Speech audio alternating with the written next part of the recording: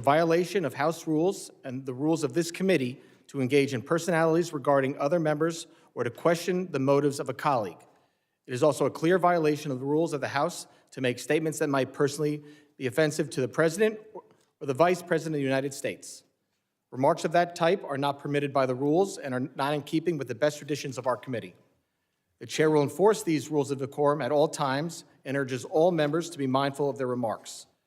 Further, under the rules of the House, the Chairman is responsible for maintaining order and preserving decorum in the committee room.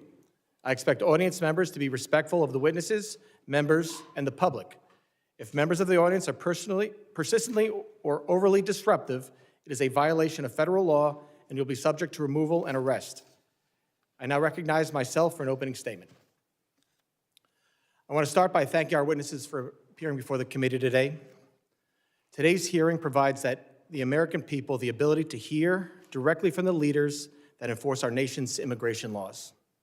It is our imperative as representatives of the people to be a voice for the people. Transparency, communication, and accountability are keys to good government. This is why oversight is important. Informing Congress and the public is not casting accusations, nor is it a punishment. Congress has a duty to hear directly from the executive branch, a duty I take seriously. And the executive branch has a duty to keep us informed. While this hearing was long planned, we sit here today at an inflection point, an opportunity to assess and reinforce the integrity of immigration enforcement and to strengthen public trust. An opportunity to emphasize and underscore the Department of Homeland Security's no-fail mission as a whole. My top priority as chairman is, and will always be, protecting America while ensuring the safety of law enforcement. This is further important in the context of another potential shutdown of the department. Let me be clear, shutting down DHS makes America less safe and negatively impacts thousands of federal employees like those at TSA and CISA. The Department of Homeland Security is the nation's largest federal law enforcement agency. It is this committee's duty, regardless of administration, to conduct oversight. We need to examine how DHS components are enforcing the law and ensure they have the resources in place to do work safely, effectively, and properly. Last year, we provided historic resources through reconciliation to strengthen public safety and support for the Trump administration's unprecedented efforts to secure the border. This was the single largest investment in the domestic Homeland Security mission. To succeed, we all need to work together seamlessly, and this committee is a partner in that effort. It is important to remember how we got here. For years, we witnessed a blanket refusal to enforce the law, wide open borders, catch and release policies, and uncontrolled mass migration. These policies undermined the rule of law and endangered all Americans. Enforcing immigration law is not optional. The Trump administration's record on border security is irrefutable. Nationwide border encounters last December decreased 91% compared to 2023. Apprehensions between ports of entry last December decreased 86% compared to 2024. And we ended last year with 8 consecutive months of 0 parole releases by Border Patrol. Further, thousands of criminal illegal aliens have been detained and deported. These actions make America safer and more secure. But the credibility of these successes is on the line. We must take the temperature down and look at the record of enforcement actions through rational eyes. We've seen a significant increase in violent rhetoric and agitation. We've seen a significant increase in attacks on federal law enforcement and in the number of threats facing them and their families. This committee highlighted the threat increases to law enforcement at an earlier hearing. We have seen state and local jurisdictions refuse to protect federal law enforcement officers. And obviously, we have now seen the deaths of 2 American citizens in Minnesota. This is all unacceptable and preventable. The safety of law enforcement and the communities they serve and protect must always come first. When officials or elected leaders rush to conclusions about law enforcement or their fellow Americans, public trust suffers. There must be complete and impartial investigation. I expect each of our witnesses to keep this committee fully informed as the investigations run their course, and I will ensure this happens. While these investigations are ongoing, officials and elected leaders cannot rush to judgment. I cannot put myself in the shoes of law enforcement, nor can I imagine what the families of Ms. Good and Mr. Preddy are enduring today. Public trust and public safety go hand in hand. We cannot have one without the other. I'm encouraged to see that President Trump sent Border Czar Tom Homan and Commissioner Scott to Minnesota to work with Governor Walz, Mayor Frey, and other local leaders.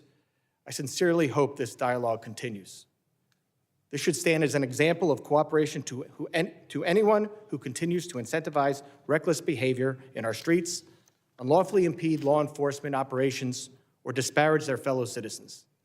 State and local officials should be partners, not obstacles when it comes to public safety. And federal officials should keep in mind that this kind of partnership is a two-way street.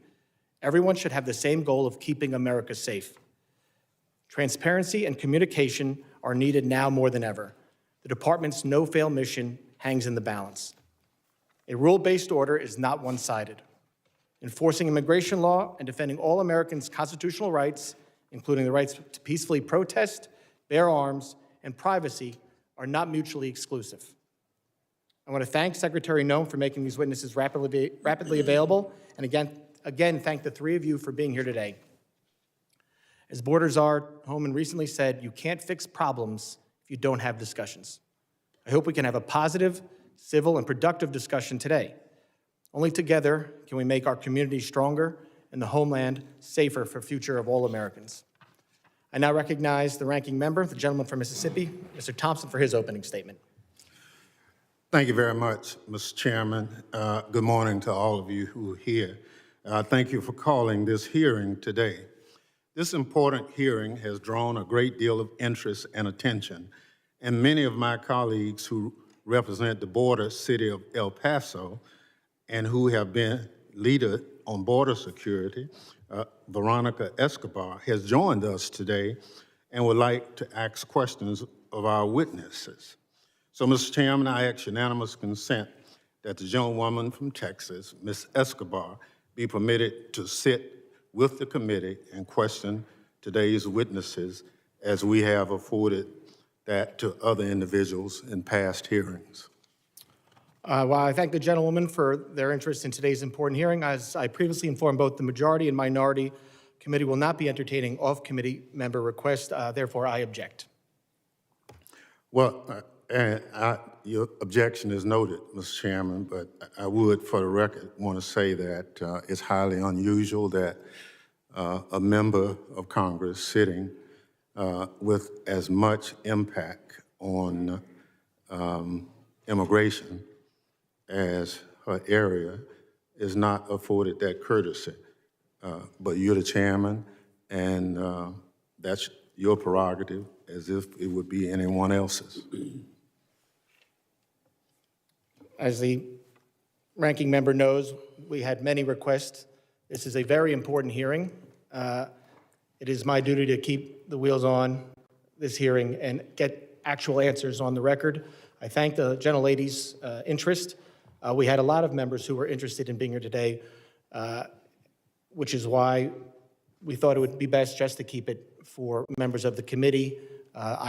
These gentlemen have repeatedly testified before many committees at the Capitol, and I'm sure other members will get the opportunity to do the same questioning. This is the Committee on Homeland Security. We had previously said we would not waive on members specifically for this hearing, and we're going to stick by that rule today. Thank you very much, Mr. Chair. May I say to Ms. Escobar, if there are questions you would like to have asked of these witnesses, if you will provide those questions to me or any other member of the committee, we'll be more than happy to transmit them. Thank you so much.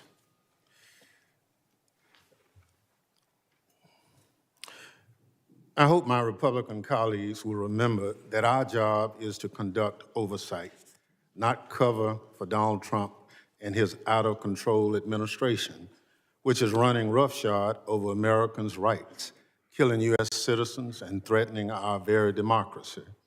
The disease rotting the Trump administration from the inside out started at the top and has infected every part of the executive branch. Nowhere is that more evident than at the Department of Homeland Security. This hearing is just the start of a reckoning for the Trump administration and its weaponization of DHS against American citizens and the principle our country stands for. DHS, led by Secretary Kristi Nunn, must be held accountable for its lawlessness immigration operation. They are reckless, creating chaos in our communities, terrorizing adults and children alike, and undermining our moral authority as a nation of liberty and rule of law. Last month, an ICE agent shot and killed Renee Good, a Minneapolis mom, in cold blood as she drove away from him. After killing her, the agent called her a disgusting name. I won't repeat here.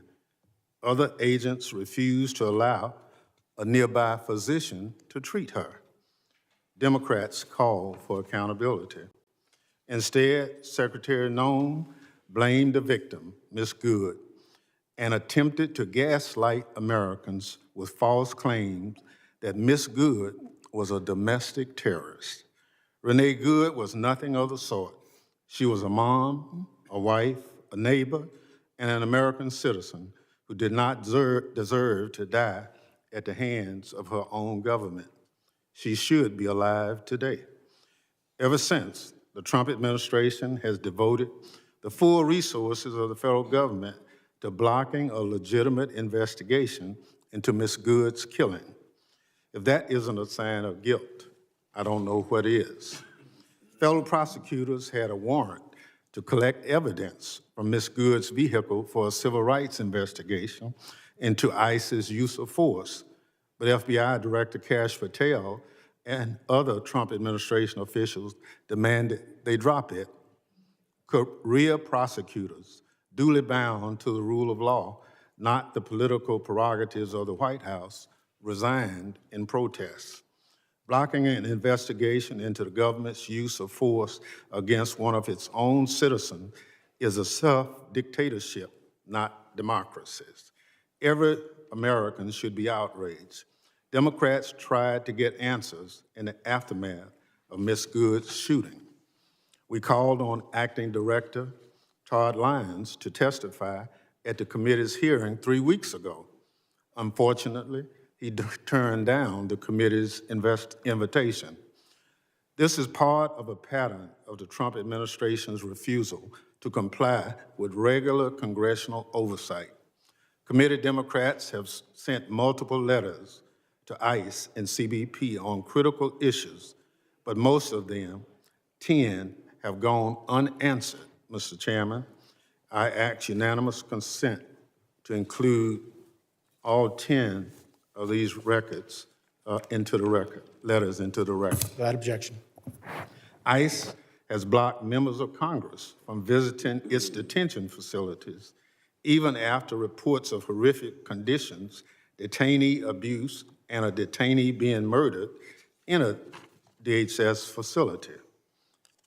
I was one of those individuals who parted to a lawsuit to try to get ICE to just follow the law that says members of Congress can visit ICE facilities and present themselves at any time. So I understand that it's still being litigated, but I've been given authority to go, and I plan to do it this week just to test ICE's adherence to the law. Mr. Lyons is here today, nearly a month after we invited him. I guess DHS needed time to get his story straight before he came to testify under oath. Fearing more violence from federal law enforcement, Democrats have also called on DHS to rein in immigration agents and their brutal attacks on Americans immediately following Ms. Good's murder. But DHS ignored our pleas. Instead, Garbarino, who styled himself in Nazi attire and takes joy in deploying tear gas at Americans, continued to roam around Minneapolis with his mass gang, terrorizing people and violating their constitutional rights. And tragically, our worst fears were realized. Just days after the hearing, Mr. Lyons refused to participate in. CBP personnel shot Alex Preety, and he was face down on Minneapolis' sidewalk, killing him in broad daylight. In the video of the incident, a DHS agent can be seen cheering Mr. Preedy's death. Americans watched the video in horror. Yet once again, Secretary Nunn gaslit the public, made up a demonstrably false story about Mr. Preedy and blamed the victim for his own death. Mr. Preedy was a law-abiding U.S. citizen and a VA nurse who dedicated his career to caring for our veterans. Mr. Chairman, at our last month hearing, I asked for a moment of silence in the memory of Renee Good. Today, with great sadness about another American killed at the hands of DHS, I asked that the committee observe a moment of silence in honor of Alex Preedy.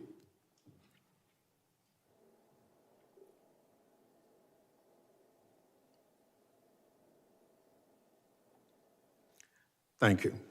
The slaying of Ms. Good and Mr. Preedy by DHS are the most tragic examples of what is wrong with Trump's DHS, but far from the only ones. Last fall, a Border Patrol agent shot Miramar Martinez, a U.S. citizen and preschool teacher from Chicago, 5 times. The agent bragged in text messages about shooting her, saying, quote, "I fired 5 rounds and she had 7 holes, but that in your book, boys."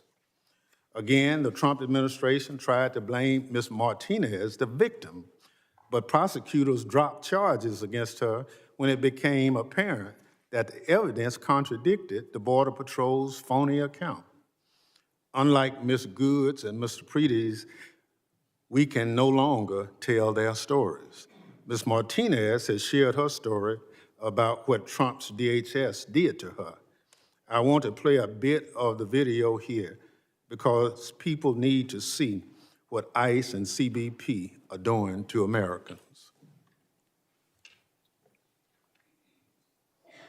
So this is the first one I realized. I was like, oh, it's just a pepper pellet, but no. And then I got shot right here. And then I have a wound on the side of my chest right here. And then I got 2 holes in my thigh. And then right here. Wow. Right here. Wow. You're covered in wounds. Wounds, yeah. And I want people to see like what's going on, like the type of stuff they're doing.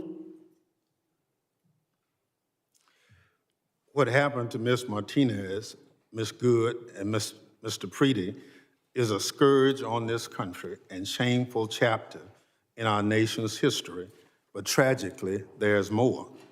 DHS agents recently used a 5-year-old Ecuadorian boy, Lehman Ramos, as bait to lure his family members outside their home to arrest them. The family had entered the country legally as asylum seekers and were living in Minnesota while awaiting their immigration proceedings. DHS sent the little boy and his father to detention in Texas for over a week. Thankfully, a judge ordered him released, slamming DHS for its, and I quote, incompetently implemented deportation campaign. Incompetently implemented deportation campaign is putting it nicely, especially as it relates to small children. More apt in the Bible, quote from John 11, chapter 35th, referenced at the end of the judge's opinion, Jesus wept. DHS personnel are now forcing their way into private homes without a judicial warrant in violation of the 4th Amendment. In one recent incident, ICE dragged a U.S. citizen from his home at gunpoint in underwear before realizing they had picked up the wrong person. The person ICE was actually looking for was sitting in jail in Minnesota. The Minnesota Department of Corrections says that ICE had this information all along. Bystander videos from Minneapolis and cities around the country show ICE and CBP personnel behaving like unprofessional goons, cursing at bystanders, and mooning people from their hotel rooms. News reports have a Border Patrol agent was found passed out, drunk, and covered in vomit in a vehicle. And ICE personnel apparently stole a child's phone and sold it for cash. It's an embarrassment, and DHS's so-called leadership should be ashamed, if only they had any shame. Secretary Nunn, Department of Homeland Security, has the blood of American citizens on its hand, but she takes no responsibility for anything. To the contrary, Secretary Nunn was last seen in this committee room hiding behind her family in a desperate attempt to distract from her department's failures and abuses. Then she ran from our questions, leaving early under the guise of needing to attend a meeting that it turns out didn't even exist. Her inexcusable behavior should come as no surprise. She's always been more concerned with photo ops and wardrobe changes than following the law and fulfilling the mission of her department. Since being sworn in, Secretary Nunn has enriched herself, abused the power of her office, obstructed congressional oversight, and violated her oath to the Constitution. Donald Trump and Kristi Nunn are doing real damage to this country and to the department that was stood up 25 years ago in the wake of 9/11 to protect American citizens from future attacks. Secretary Nunn is a liar with no concern for the lives of Americans killed by the department she runs. She must go. Mr. Chairman, I yield back. Gentleman yields back. Other members of the committee are reminded that opening statements may be submitted for the record. I would now like to formally introduce our witnesses. First is Mr. Rodney Scott. Mr. Scott is Commissioner of U.S. Customs and Border Protection. After decades of service at CBP, including a stint as Chief Border Patrol, he has served as a Senate-confirmed commissioner since June of 2025. Second is Mr. Joseph Edlow. Mr. Edlow is Director of Citizenship and Immigration Services. Director Edlow has served in numerous legal roles across the executive branch in Congress, including Chief Counsel to USCIS. Mr. Edlow has served as the Senate-confirmed Director since July 2025. Third is Mr. Todd Lyons. Mr. Lyons is the Acting Director of Immigration and Customs Enforcement. Acting Director Lyons began his federal service in the U.S. Air Force in 1993 and joined ICE as an agent in 2007. Mr. Lyons moved up the ranks and has served as Acting Director since March of 2025. Thank all the witnesses for being here today. Pursuant to Committee Rule 8C, I ask that the witnesses please rise and raise their right hand.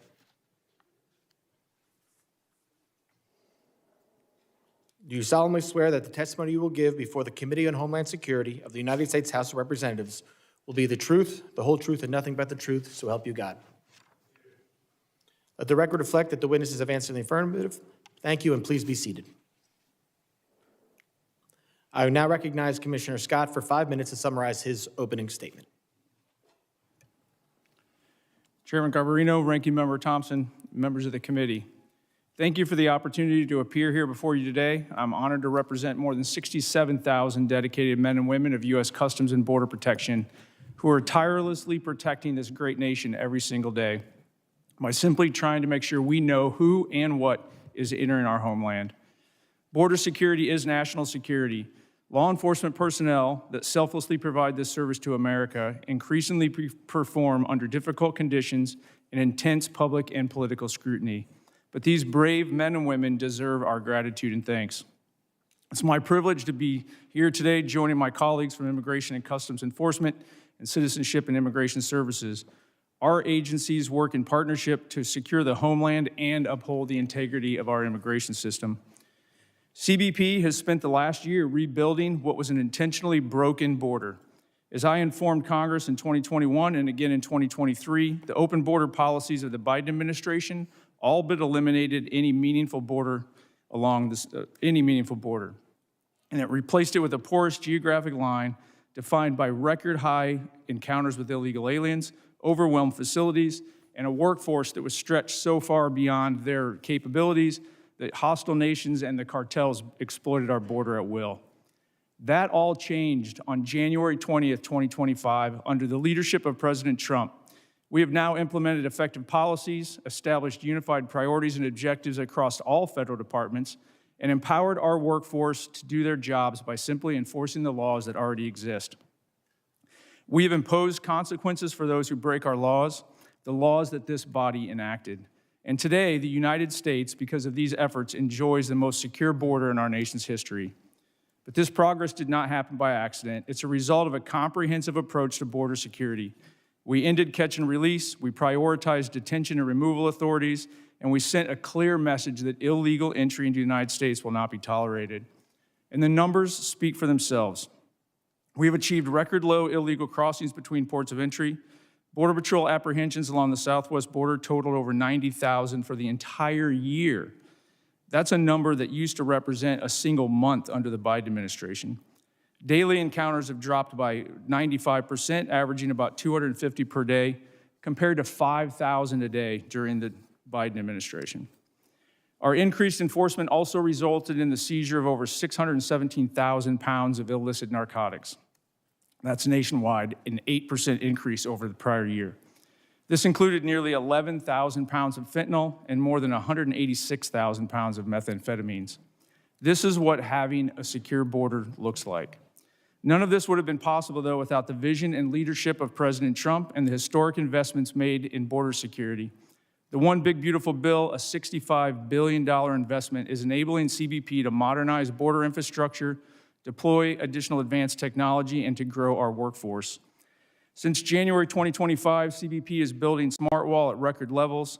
We're installing high-tech attributes where the Biden administration had shut it off. We're installing water barriers along the Rio Grande River, which denies criminals access to these routes. But that is not all. We're investing in technology at our ports of entry, non-intrusive inspection equipment, biometrics, and advanced surveillance to improve our ability to know what's coming into this country, the land, air, and sea, at and between the ports of entry. CBP's workforce is without a doubt the greatest asset that we have. The One Big Beautiful Bill is investing historic amounts of money in recruitment, hiring, and retention and training to ensure that we have the most highly qualified and capable law enforcement professionals securing our border. Due to the collaboration across all federal departments, the resultant record low encounters, CBP has been able to surge resources to support ICE's targeted enforcement operations across the nation. CBP is integrated with ICE and other partners to identify and remove dangerous criminals and others who remain in the country illegally. As recent events have demonstrated, though, our officers and agents are increasingly facing an unprecedented level of aggressive interference and intimidation when executing the laws that you have asked them to enforce. These attacks on federal law enforcement personnel are coordinated and well-funded. This is not peaceful protest. No law enforcement officer should be put at personal risk simply for doing the job that we have asked them to do. I thank you for your continued support of CBP's mission, and I look forward to answering your questions today. Thank you, Commissioner. I now recognize Director Edlow for 5 minutes to summarize his opening statement. Thank you, Mr. Chairman. Chairman Garbarino, Ranking Member Thompson, and members of the committee. It is an honor to speak to you about the priorities and progress of U.S. Citizenship and Immigration Services. I'm grateful for your partnership as we work together to uphold the rule of law, protect our citizens, and safeguard our homeland. Let me begin by expressing my appreciation to President Trump for his trust in me and to Secretary Nunn for her leadership at the Department of Homeland Security. I'm proud to serve alongside a workforce that's deeply committed to advancing the President's agenda, protecting our communities, and restoring integrity to America's legal immigration system. As Director of U.S. Citizenship and Immigration Services, my vision has been straightforward and clear. Restore accountability to our immigration system and ensure that it serves the interests of the American people first and foremost. Today, I want to highlight some of our most significant accomplishments: ending the exploitation of immigration programs, putting American workers first, protecting our communities from public safety threats, protecting national security, and combating immigration fraud. Fraud isn't just a paperwork issue. It's a national security and public safety concern. Often those who wish to do us harm exploit weaknesses in our system. Over the past year, USCIS has made nearly 33,000 fraud referrals to law enforcement, a 138% increase over previous years.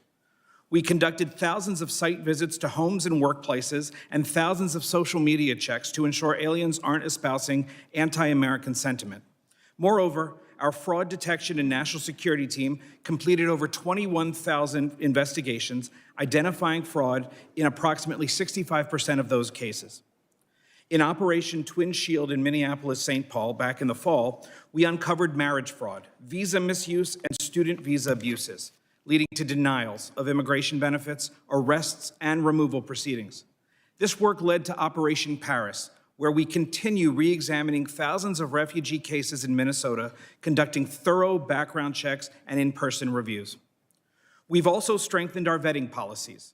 If someone falsely claims U.S. citizenship to get a public benefit or try to vote, we hold them accountable through denial of citizenship or loss of immigration status. We've tightened screening to determine whether claimed marriages and family relationships are legitimate. And we've changed regulations to employment authorization is no longer automatically extended. Now we require more frequent renewals so that we can vet aliens more frequently and ensure that they deserve to remain in the country. Additionally, we've taken action to end the exploitation of immigration programs. Mass humanitarian parole programs were being abused by the prior administration. So we've restored them to Congress's original intent, allowing those benefits on a case-by-case basis. Secretary Nunn also ended decades of temporary protected status for several countries, returning the program to what Congress intended: temporary protection, not permanent status in the United States. Moreover, this administration is doing more to ensure the integrity of our elections. We enhanced the SAVE program so states can verify citizenship of those on their voter rolls more effectively. Since January 2025, we've processed over 58 million queries, and 27 states are participating. Additionally, federal agencies ran nearly 206 million SAVE queries last year to identify fraud and preserve public assistance benefits for lawful U.S. residents and citizens. We're also putting American taxpayers and communities and workers first. We affirmed that aliens should be self-reliant, not dependent on public assistance, and that their sponsors are liable for the cost of public benefits that they access. The Department of Homeland Security is also working to rescind the 2022 public charge rule, restoring our discretion to determine if an alien will rely on government assistance. We've proposed protecting American jobs by prioritizing H-1B visas for higher skilled, higher paid workers so that companies can't use those visas merely as a way to get cheaper non-citizen labor. We've also streamlined agricultural visa processing to better support American farmers. A major milestone was implementing the One Big Beautiful Bill, which added new fees for certain immigration processes. USCIS collects those fees, but only retains a small amount of the money, while the rest goes to other agencies and deficit reduction. Finally, protecting the American people is at the heart of everything we do. After the attack on 2 brave service members of the National Guard last November, Secretary Nunn directed us to review immigration benefits for aliens from high-risk countries. In closing, U.S. Citizenship and Immigration Services is restoring integrity, accountability, and security to America's legal immigration system. These accomplishments reflect the dedication of our workforce and the transformative leadership of President Trump and Secretary Nunn, both of whom have allowed USCIS to do the job it was created by Congress to do. We stand ready to continue working with Congress to protect the homeland and uphold the rule of law. Thank you, and I look forward to your questions. Thank you, Director Edlow. I now recognize Acting Director Lyons for 5 minutes to summarize his opening statement. Good morning. Chairman Garbarino, Ranking Member Thompson, distinguished members of the committee, thank you for the invitation to discuss the critical work U.S. Immigration and Customs is doing every day to carry out President Trump's agenda to keep America safe, restore order to our communities, and return the rule of law to this country. Under the leadership of President Trump and DHS Secretary Kristi Noem, the men and women of ICE have been empowered to do exactly what they're trained to do: arrest and remove illegal aliens and criminals from our communities. We are enhancing public safety, securing our national security, and finally restoring integrity to the immigration system that had been allowed to collapse. We have supercharged our partnerships with state and local law enforcement, empowering officers around the country through the 287G program to help ICE identify and remove criminal aliens. Those partnerships have increased more than 900% since President Trump took office, and our communities are safer for it. I am also proud of our agency's unprecedented hiring campaign that led to hiring of more than 12,000 officers and special agents in less than a year, and more than 222,000 individuals submitted applications. This expansion of a well-trained and well-vetted workforce will help further ICE's abilities to execute President's and Secretary's bold agenda. Before discussing our broader operations, I must address the situation in Minnesota and the dangers that ICE agents and officers face nationwide. While the investigations remain ongoing, I'm encouraged that some Minnesota officials are finally signaling the willingness to cooperate with ICE. But let me be clear, promises are not enough. We need action. In the wake of the unprecedented border crisis of the previous administration, ICE has stepped into the breach to enforce the law. This commitment has a cost. We are facing the deadliest operating environment in our agency's history. In fiscal year 2025, death threats against ICE personnel increased more than 8,000%. Assaults on officers have skyrocketed over 1,400%. One officer in Minnesota had his finger bitten off by a protester, egged on by elected officials characterizing our officers as Gestapo or secret police. The families of ICE personnel have been made to feel unsafe in their homes. I know this firsthand because my own family was targeted.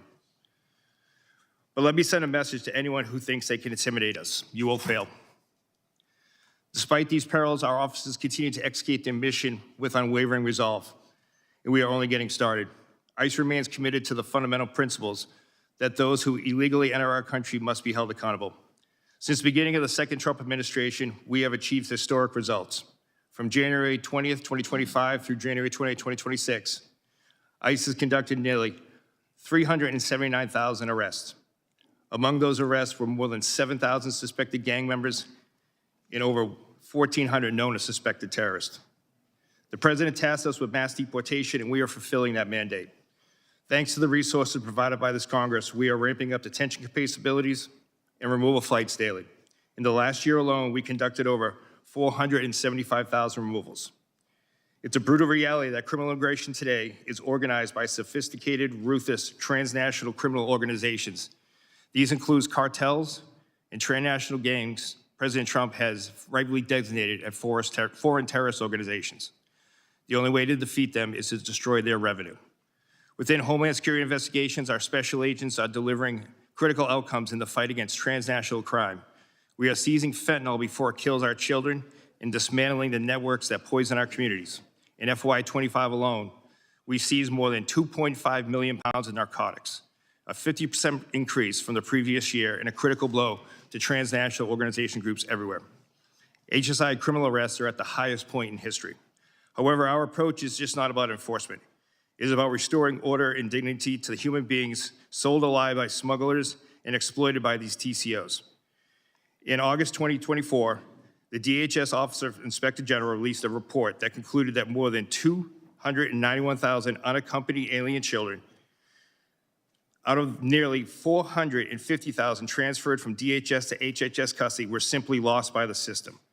We are talking about children exploited in factories, abused in sexual trades, and living as indentured servants on American soil. HSI is leading the charge to find them. We have conducted more than 71,000 field engagements to locate children, verify sponsor legitimacy, and uncover criminal activity related to exploitation. Since February 2025, ICE has arrested more than 500 criminal sponsors of these offenses, including sexual exploitation and forced labor, dismantled more than 2,400 human smuggling operations, and along with our federal partners, located more than 145,000 children. To further ensure TCOs can never threaten our nation again, President Trump dedicated the establishment of the Homeland Security Task Force. The Homeland Security Task Forces represent the most aggressive and coordinated attack on TCOs in history. Through Cross-Border Financial Crime Center, we have developed and implemented a strategy to combat rampant fraud, including government programs in Minnesota and across the country. Using this strategy, HSI has opened numerous criminal investigations into the complex fraud systems that have resulted in the thefts of billions. Much of the fight ICE faces continue to be fueled by so-called sanctuary cities. These jurisdictions provided a shield for criminal aliens when a local jail refuses to honor ICE detainer and releases that predator back into the community. ICE exists to enforce America's longstanding immigration and custom laws. These laws are grounded in common sense, national sovereignty, and simple morality. Our officers and agents enforce these without hesitation, without apology. I ask that all the members of the committee treat them with profound respect that they have earned. Thank you. Thank you, Acting Director Lyons. Members will be recognized by order of seniority for their 5 minutes of questioning. As we have when Secretary Nunn was here, we're going to limit it to the 5-minute rule. I'm going to be strict on that for both sides. So do not be surprised if you go over, I gavel you down. I now recognize myself for 5 minutes of questions. Acting Director Lyons, I understand that you cannot discuss the details of the 2 recent shootings in Minnesota because they are subject of several investigations, including by the FBI, the Department of Homeland Security, and the DOJ Civil Rights Division. Once concluded, will you commit to providing the reports and findings of each investigation to this committee? Yes, Mr. Chairman, we're fully committed to give you the full and unabridged investigation and the outcome. Thank you. Commissioner Scott, can the committee have the same commitment from you? Yes, sir. Thank you both. Commissioner Scott and Acting Director Lyons, following this hearing in writing, I'd like to know what is the standard operating procedure for each of your agencies for an investigation when deadly force is used. Currently, Acting Director Lyons, are those procedures being followed for the 2 uses of deadly force in Minneapolis this past January? Yes, Mr. Chairman. Were those, and Commissioner Scott? Yes, sir, they are. Were the standard procedures followed from the beginning? Mr. Lyons? Yes, sir, they were. Mr. Scott? Yes, for CBP, they were as well. Thank you very much. We're all obviously concerned about officer safety and have seen and heard about increasing threats and assaults against law enforcement. Director Lyons, are your officers trained regarding the difference between a protected protest and what is unlawfully impeding law enforcement? Yes, sir. Deportation officers and special agents are taught at the Federal Law Enforcement Training Center. They are taught in defensive tactics, personal safety, but as well as laws to include First, Second, Fourth, Fifth, 10th, 14th Amendment. The officers are trained before they go out into the field, and then while they're in the field. They are specialized training with disturbance control and other special tactics. Commissioner Scott, are your officers similarly trained? Yes, they are. At FLETC, ongoing training in the field, and then anytime we're deploying them to the interior, they get updated law refresher training to include First Amendment and Fourth Amendment. So I want to focus on the training here because with the historic investment in both ICE and CBP, there was a surge in hiring. I need to know, for these new hires, is the training different than what other agents and officers received before the hiring surge? Mr. Lyons, I'll let you start there. No, sir, it's not. The training was never, the meat of the training was never removed. The timeline was. We took training from 5 days a week, 8 hours a day, to 6 days a week, 12 hours a day. In addition to that, training is different in the fact that before officers even go to the Federal Law Enforcement Training Academy, there's pre-employment training, which we never had before. And on top of that, we've adapted our on-the-job training program, which is much like a city or state field training officer program that once they are removed from the Federal Law Enforcement Training Academy, have graduated, before they return to their field offices, they're assigned a field training officer, and that's continued on after that. So let me get this go. For ICE officers, the curriculum has stayed the same, but it's now a quicker training. The timeline has moved up? That's correct, sir. Okay, but the curriculum is the same. Yes, sir. All right. Commissioner Scott, can you talk about if there's been a change in training since the hiring surge? There's been no change in the training within Customs and Border Protection. Border Patrol agents go through a 117-day academy. The CBP officers go through a 103-day academy. That's actually training days. There's been no changes to that. So the only change that has been made is in our quarterly training. We've added scenarios based on what we most likely think they will encounter in the field. So we've actually added some of the protest type encounters as well. So there's been no change in the timeline either. ICE did that. You did not? No, we did not. Okay. And while this is nothing, because this is my last question, I'm sure. While understanding there are not suitable fabrications every occasion. There's been a lot of talk about the use of deadly force.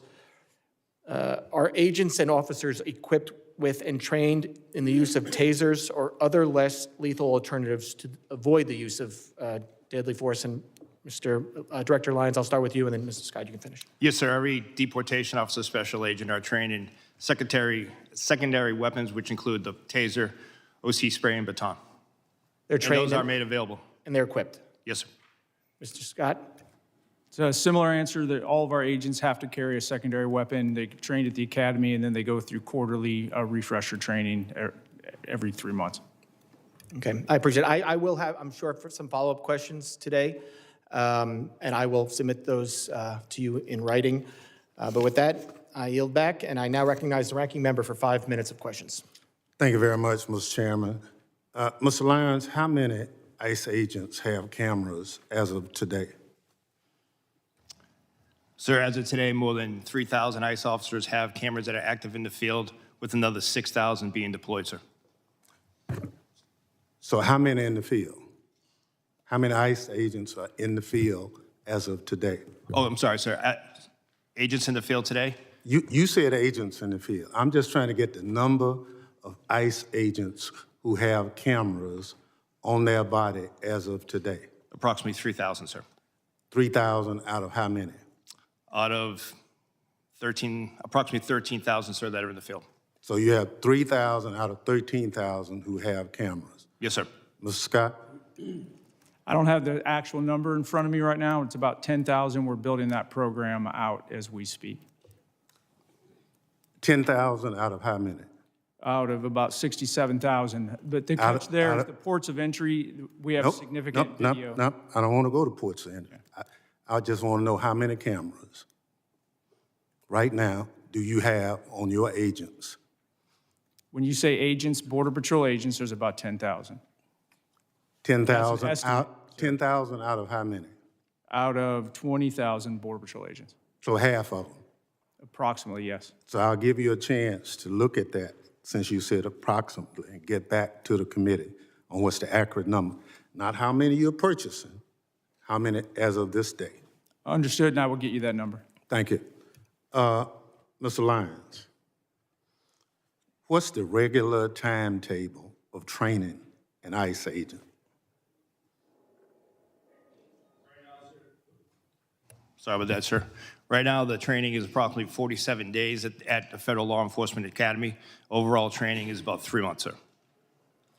So you went from 3 months to 47 days. No, sir, the whole total training, to include the pre-employment training and then the OJT program, is 3 months. And 47 days in the Federal Law Enforcement Training Academy. So they go to Flexi for 47 days or for 3 months? No, sir, you asked for the total training time. The total training time now is a combined 3 months, sir, with 47 days at the Federal Law Enforcement Training Academy. So you didn't reduce the timeline for any of the ICE agents to come on board? We reduced the timeline for the previous certified federal law enforcement officers or special agents, where we went to the ones who are already trained in firearms and defensive tactics and criminal procedure. We adapted to a shorter program so they would just have the extensive Immigration Nationality Act training, immigration law, and ICE-specific training. So if you hired somebody for ICE today, how much training would they receive before they become a full-time agent? So for a person off the street who has never been a law enforcement officer, they're looking at approximately 3 months of training, sir. And the 47 days is for who? That is for everyone that hasn't, who's never worked for ICE, sir. So you could have someone that's a Capitol Police officer. They would not have to go through extended training for when it comes to defensive tactics, firearms, et cetera. They would have to go through the rigorous immigration training, which unfortunately immigration law is just as confusing and long as tax code, which we have to ensure that we devote that extensive time to. Thank you so much. But Yes, sir. would you provide the committee with the timeline? Yes, sir. We will provide you. Some of us understand it's 47 days. Yes, sir. We will But provide you're you telling us it's 3 months. from the beginning, sir, when they go ahead and come on pre-employment training to the Thank you. OJT program afterwards. But we will provide the committee with the full for Okay. each breakdown. For Mr. Lyons and Mr. Scott, over the past several weeks, the president has made a series of comments regarding the midterm election.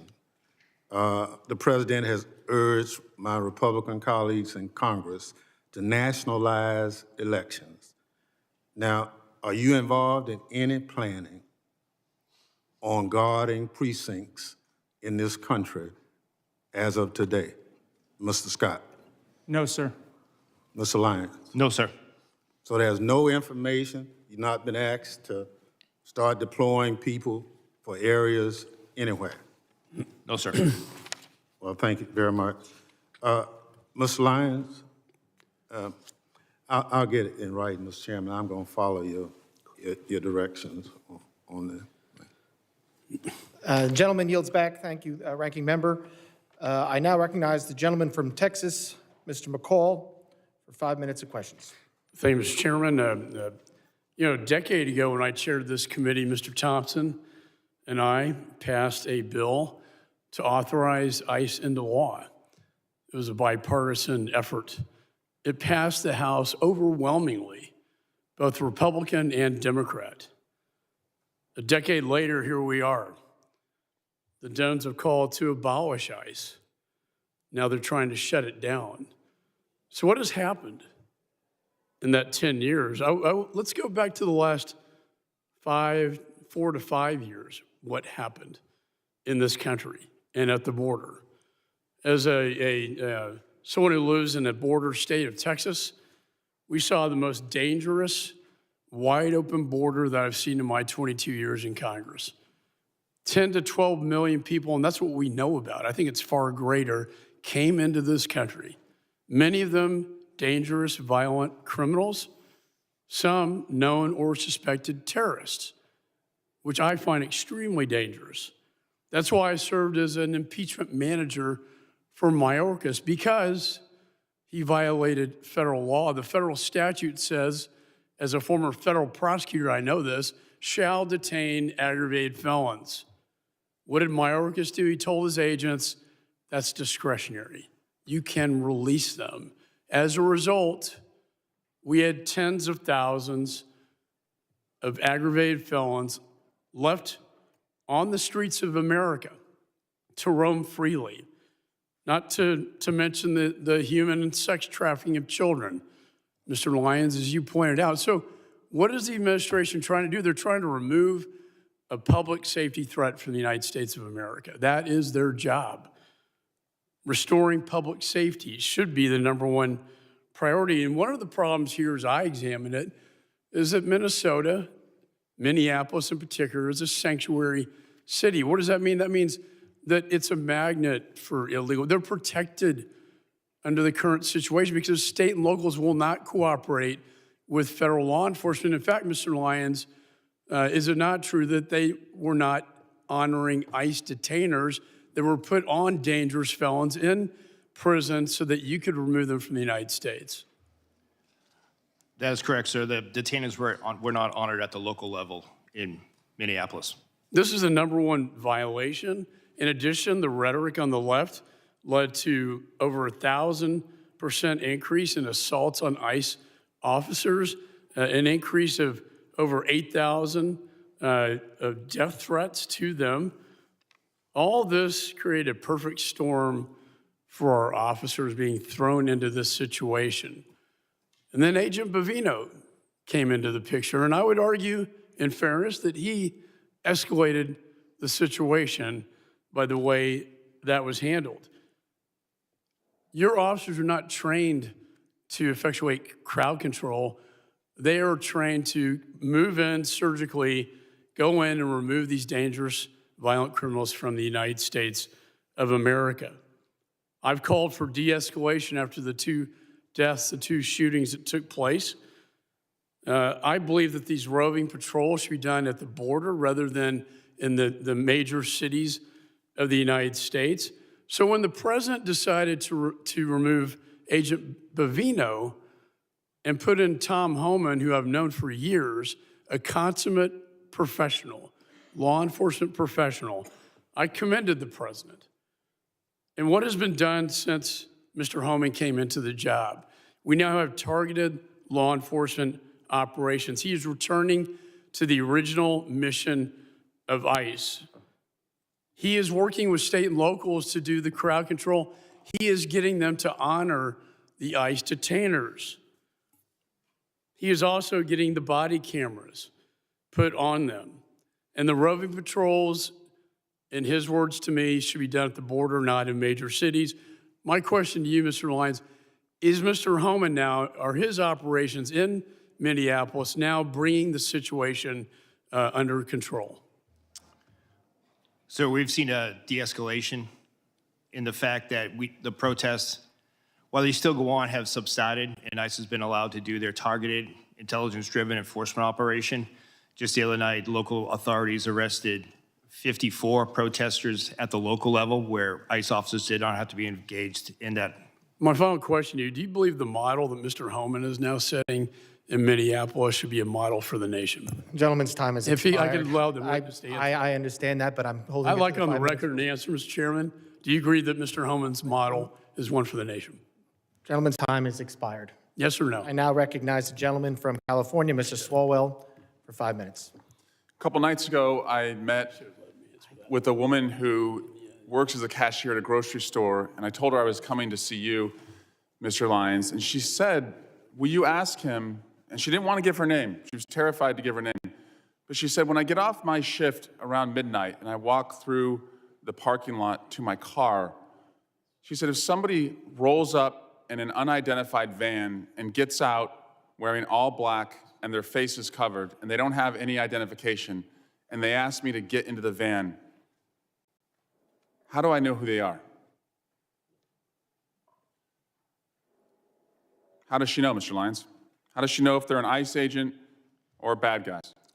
Sir, ICE agents have identifiable placards on their uniforms as well as their badges representative, but you won't see ICE agents rolling through the parking lots and just snatching someone up. ICE does intelligence-driven, targeted enforcement operations.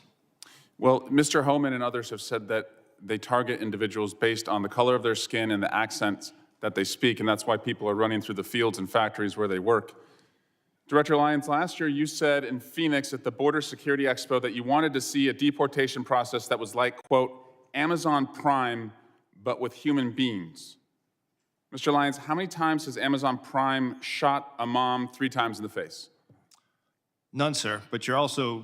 It's the square root of 0, that's right. Yes, sir. Yeah, but if we're going to go down that route of my comment, I did say that comment. However, that comment was taken out. If you go back and watch the video, I did say that we need to be more efficient when it comes to removing individuals from the United States because ICE doesn't detain punitively. We detain to remove. I don't want to see people in custody. At the end of my statement was, and again, to your point, it was a industry day for AI and efficiencies, but I did say at the end of it, but we deal with human beings, so we can't be like them. And speaking That's of the human, key part that you're leaving out. well, speaking of human beings, how many times has Amazon Prime shot a nurse 10 times in the back? None. How many times has Amazon Prime dragged a woman out of her car by her hair and then dragged her down the street? None. How many ICE agents have been fired for their conduct under your leadership? Sir, I can get you that data. I'll get that back to you. Is it more than 1? I'm not going to speak about personnel actions, but I'll get you that data. Can you tell us if at least, God, I hope at least 1 person has been fired for their conduct since these operations have begun? Are you telling us you can't even say 1 person's been fired? Sir, I'm not going to talk about personnel actions, but we will get back to you. But 2 people have been killed so far, is that right? A nurse named Preddy and a mom named Good. 2 people have been killed so far. Yes, sir. Mr. Lyons, will you apologize to the family of Renee Good for being called a domestic terrorist by the president and his leadership? No, sir. Why not? Sir, I welcome the opportunity to speak to the family in private, but I'm not going to comment on any active investigation. Is she a domestic terrorist? Sir, I'm not going to comment on the investigation. And the president and Secretary Nunn are elected officials. That's their right to their comments. But as career law enforcement, we won't speak to any. Do you agree with their comments? Sir, I'm not going to go ahead and talk about any ongoing investigation. Will you apologize to the family of Alex Preddy for also being called a domestic terrorist? Sir, again, I'm not going to speak to any ongoing investigation. Mr. Lyons, Your staying to lead ICE is a decision. Sir, I'm sorry. Could you repeat Your that? staying on to lead ICE is a decision. And I've read your background. You have a decorated career. You've served in the military. You are what I would call otherwise employable. I think most people would agree this is not the only job that you can get. But since you've been on this job, women have been dragged by their hair through our streets. A 6-year-old child battling stage 4 cancer has been deported, and it turns out he was a U.S. citizen. People are running through the fields where they work. People who've gone to the streets as allies have been shot and publicly executed. It's a decision to stay on at this point. And considering your honorable service in the past and the dishonorable acts that those who have worked for you have conducted, and the disgraceful statements that the leadership above you have said, you now have a decision. Will you stand with the kids who you're supposed to protect, or will you side with the killers bringing terror to our streets? Mr. Lyons, will you resign from ICE? No, sir, I won't. Why not?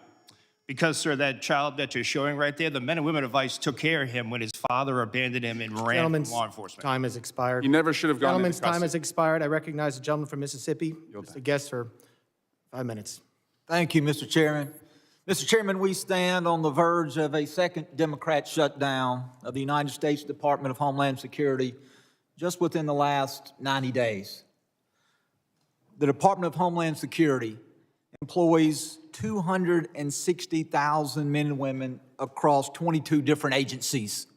Those agencies include 63,000 men and women who work for CBP, 60,000 who work for TSA, 22,000 for FEMA, 18,000 who works for USCIS, almost 50,000 civilian and military employees with the United States Coast Guard, 7,800 Secret Service employees, 2,500 CISA employees, and over 8,000 agents and analysts with the Department of Homeland Security investigation who perform a crucial function to protect and serve this country.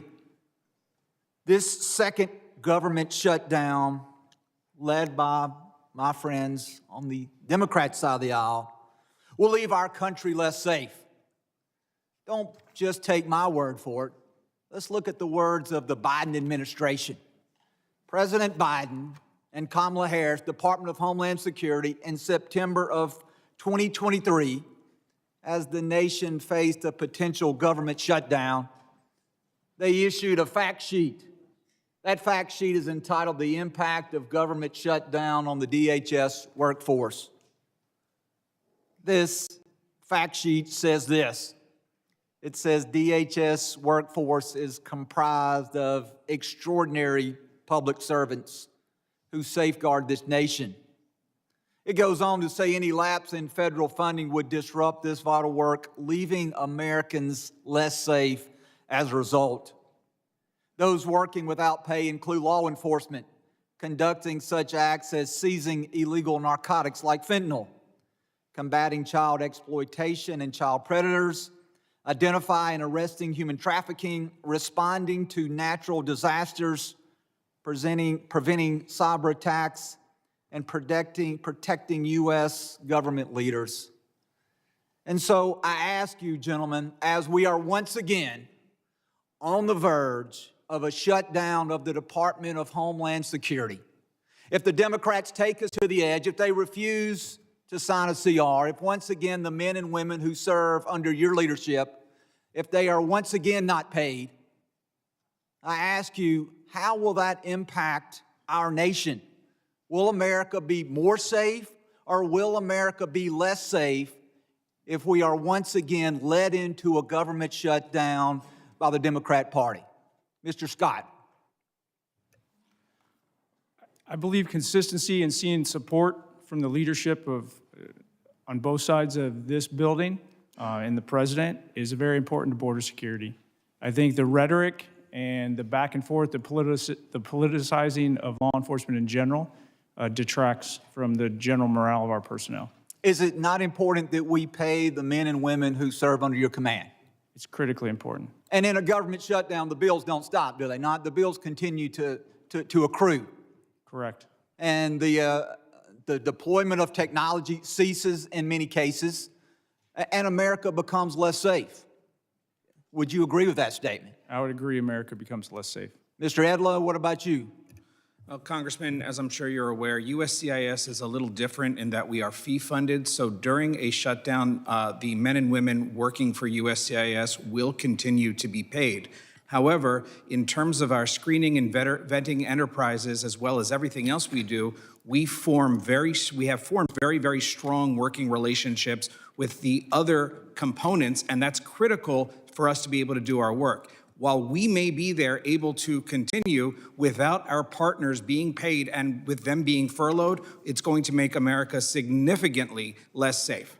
And Mr. Lyons. Yes, sir. It will have a great impact, especially on the Homeland Security task forces and the men and women that are focused on the transnational crime and foreign terrorist organization. Mr. Lyons, very quickly, we've had many members of this committee who have made allegations. The Democrats have once again taken the mantle of the party to defund the police and abolish ICE. Do you wish to take the last few seconds to speak about the consequences that has on the men and women that you serve? The men and women of ICE are sworn law enforcement officers who are dedicated to do their mission to protect the United States.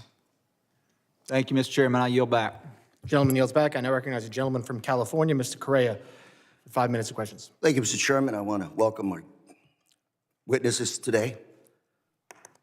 Gentlemen, I wanted to start out by talking a little bit about my district, Southern California, Disneyland. Southern California is the center of manufacturing for the United States. California, biggest ag state in the Union. California, also, big donor, taxpayer dollars to the United States. President Trump got elected on the promise to deport the worst of the worst. Your numbers, Mr. Lyons, less than 14% of those arrested by ICE first year, 2025, had charges or convictions of violence. 70% of those deported had not even a traffic ticket. Mr. Lyons, I think we're all patriots, but I'm trying to figure out how, this is a question to you, sir, how deporting a nanny makes our nation safer, stronger, how trying to deport the father of 3 Marines make this country stronger, how deporting the parents of a number of Marines at Camp Pendleton makes this nation stronger. Sir, thank you for your welcome, first off. Just to address your the numbers with the 14%, sir, that's 14% that are listed as violent criminal felonies. However, what's left out of that is the fact that what's left off that list. Those 70% that don't have a traffic ticket and deported, how has that made our nation stronger? Sir, if you look at what ICE has done, more than 60% of every individual that is in ICE custody has a pending or a conviction on a criminal charge. Not to count. Sir, let me move ahead. I only have 3 minutes, and we'll talk later. Yes, sir. Let's talk about American citizens. Again, back home. People, young people asking me, what do I have to carry with me so I won't be deported? Is, Mr. Lyons, carrying a passport, is that enough so they won't be detained or deported in my district? Sir, an American citizen shouldn't carry or shouldn't feel the need to carry. Let me tell you what some of your ICE agents have done. They pulled over a gentleman in a pickup truck, showed his passport, they threw it to the side, detained him. What do we have to do to show that we're American citizens? Sir, no American citizen falls under Title VIII. No American citizen will be arrested for being an American citizen. But you just said to my colleague that nobody has been fired because of violations of the law for disciplinary actions, yet this is happening in my district. Mr. Lyons, we're a very boring district. We work hard, mind our own business. ICE in our streets now. People are terrorized. American citizens, number of cases of Americans being detained, being taken in, some being held for 5 days. Sir, what do we do with those people in that situation? What do we tell them? Sir, I don't know of any particular case that you're speaking of American citizen being I'm more than happy to provide you a list, sir. 100%, sir. So let me ask you, sir, are you surveilling U.S. citizens today? No, sir. Those people protesting, practicing this First Amendment right, photos of them, data taken, they're not being placed in any kind of a database? There is no database for protesters, sir. One of your officers in Maine said to one of the individuals protesting, we're going to put your face in a little database. What does that mean? Do you have a little database No, sir. of Americans? No, sir, we don't. Then what do you think your ICE agent was doing to this individual when he said those statements? I can't speak for that individual, sir, but I can assure you there is no database that's tracking United States citizens. Sir, California, we're a sanctuary state. Does that cause you a problem picking up individuals? Yes, sir. I have with me today some data from Sheriff Barnes, Orange County Sheriff. Very good friend. He's been here to testify numerous times. For 2025, he referred about 300 individuals for your office to pick up. 250 were picked up, 50 were never picked up. We had a long conversation saying, what is going on? If these are the worst of the worst, you've called ICE to pick them up and you didn't pick them up. Can you explain to us why you didn't pick up all these individuals that were referred to your office to pick up? Yes, sir. That's the key part of that is the referral. We make sure that those individuals are eligible to be placed in detention and for movability.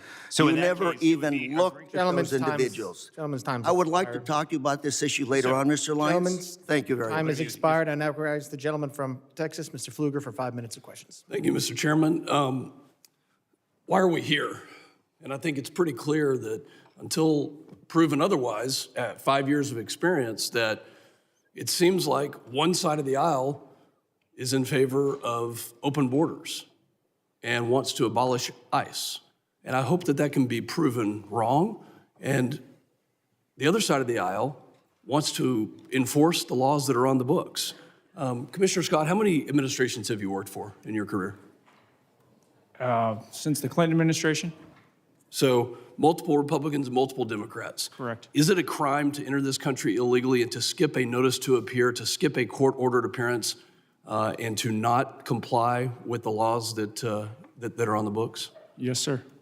Has that changed since you started working for President Clinton? No. So I can't imagine establishing the fact that it is a crime to skip a notice to appear. We had 10 to 12 million people who entered this country illegally in the Biden administration. As a conservative estimate, there are sanctuary cities all throughout the United States who have said, we will not comply with federal laws. That's why we're here today. I can't imagine being a DHS officer, an ICE officer, and being threatened with violence, having death threats, being doxxed, having your family identified, putting that on the internet, and violently telling you that they are going to kill you because you are enforcing the laws that are on this book that were passed by both sides of the aisle in this body. Director Lyons, how many of your agents are being doxxed, threatened, or harassed? We've had over 8,000% increase on death threats. You know, I'm in the middle of working a bipartisan domestic terrorism working group with another member on this committee. There is a group called Defend 612 that has come out with tactics, techniques, and procedures in Minneapolis to do things like encourage protesters to impede law enforcement, to push civilians towards legally and physically risky confrontations, to help mobilize a counter-protest, to coordinate strategies and trainings to aid illegal immigrants to avoid detention. Are you familiar with groups like this, Defend 612? Yes, sir. We have multiple groups around that in all 50 states. There's an article written by Christina Buttons, and I'd like unanimous consent to enter this into the record called Inside Minneapolis's ICE Watch Network. Chairman, I'd seek unanimous consent to enter. Without objection. This article talks about these tactics, techniques, and procedures that put your law enforcement agents and your agents at risk. What is different about Minneapolis? What kind of coordination have you received from the local police department that we don't see any of this in Texas? We've not seen, and there have been many ICE operations that have happened in Texas, but what's different from what you've seen in Minneapolis? Unfortunately, sir, in the beginning of the Minneapolis operation, we didn't see any cooperation at the state or the local level, whether it be from the Minneapolis Police Department or the Minnesota State Police, which led to ICE officers and agents, as well as our other federal partners, pretty much having to defend themselves from whatever impediment, riots, or protests. Were they told by local elected officials not to cooperate? Yes, sir. Is that because they're a sanctuary city? I'm assuming that's in what it is, part- sir, but I can't speak to the mind of those elected officials, but they were ordered not to stand down. How did it make you feel as somebody who carries out the laws that this body has passed when you hear the mayor of Minneapolis say F ICE? Oh, sir, I mean, from a morale standpoint, it hurts us to the fact that for decades, and I've worked since President Bush, ICE has always been in Minneapolis. We've always been in every major city and state. So it wasn't like it was a brand new thing. We've always been doing immigration enforcement. So that's demoralizing. Commissioner Scott, are you separating families? No. Tell me about when you served President Obama. Has anything changed in the policy of deportation? And how many people did President Obama deport? I don't have that number in front of me. Policies and how things are enforced do change. The laws have not changed. I believe what you're referring to is literally when someone is arrested, whether it's on immigration or whether it's a normal criminal offense, and they have children, we don't necessarily prosecute the children. But when someone's deported, if they want to take their children with them, they have that right. We do not separate them. I hope that the other side of the aisle will read this article on Defend 612 and look at the tactics, techniques, and procedures. And if this is domestic terrorism, where we have a group that's on signal that is calling out agents and doing things to interrupt, intercede, and prevent law enforcement from carrying out the laws that this body passed, that you'll have the courage to call it domestic terrorism if it is that way. And I yield back. Gentleman yields back, and I now recognize the gentleman from Michigan, Mr. Panetta, for 5 minutes of questions. Thank you, Mr. Chairman, and good morning to our witnesses. Commissioner Scott, did the ICU nurse, Alex Preddy, deserve to die? I cannot comment on an ongoing investigation, sir. Do you believe that he deserved to die? Should he be killed by your agents? I'm not going to comment on an ongoing investigation, sir, before it's concluded and all the facts are available. Do you agree with CBP Commander Bovino's statement that Alex Preddy was planning to massacre law enforcement agents? I'm not going to comment on an ongoing investigation, sir. Director Lyons, did Renee Good deserve to die? Sir, I can't comment on ongoing investigations. Director Lyons, do you agree with Secretary Noem and Vice President Vance's characterization of Renee Good as a domestic terrorist? Sir, I can't speak to their comments as that they're their own, but as an ongoing investigation, I can speak to that. Director Lyons, what did your agents mean when he said, "You raise your voice, I erase your voice"? In the video just that we have seen, all of us have seen. Sir, I'm not aware of that video that you have, sir. I can't comment on what that officer has said. Does that statement, if I show you the video of that, does that statement reflect the value of your agency? And does ICE respect and adhere to the First Amendment? Yes, sir, ICE does respect and refer to the First Amendment, but that doesn't respect, your statement that you said doesn't represent the values of the men and women of ICE. Commissioner Scott, does CBP respect and adhere to the First and Second Amendment? Yes, we do. Don't you agree that Alex Preddy had every right to exercise his First and Second Amendment freedoms before being shot in the streets by one of your agents? I believe every person in the United States has a right to their constitutional rights. Look, I have heard and seen enough. I'm just sick and tired of your agents running around in our cities, in our streets, causing illegal activities. ICE and CBP thugs are roaming our streets, attacking our communities, using our children as bait, referring to people as bodies and numbers, targeting people for their accents and the color of their skin, and killing American citizens, all while showing zero remorse for their actions. Director Lyons and Commissioner Scott, do you think President Trump will pardon you and your boss, Kristi Noem, before he leaves office, just like he has for insurrectionists and his political allies? Do you believe President Trump will pardon you? Because, go ahead. I'm not going to speak on behalf of President Trump, but I'll tell you, I signed up for this job to protect America, and I'm very proud of the service that I provide, and I don't need a pardon from anybody. Well, you better hope so. You better hope you get being pardoned, because you will be held accountable for the absolute disregard of the law your agencies have shown over the past year. Your agencies have lost the trust of the American people, with millions taking to the streets to protect the illegal actions of your agencies.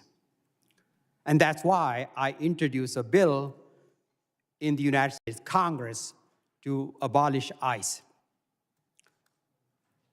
ICE must be abolished. I also co-sponsored a bill to impeach Secretary Kristi Noem. And I believe Kristi Noem must be impeached. And this Congress must do everything in its power to carry out oversight actions against these rogues departments, including if Gentleman's time has expired. A witness has requested a break. Committee will recess for 5 minutes. Members of the audience will remain seated.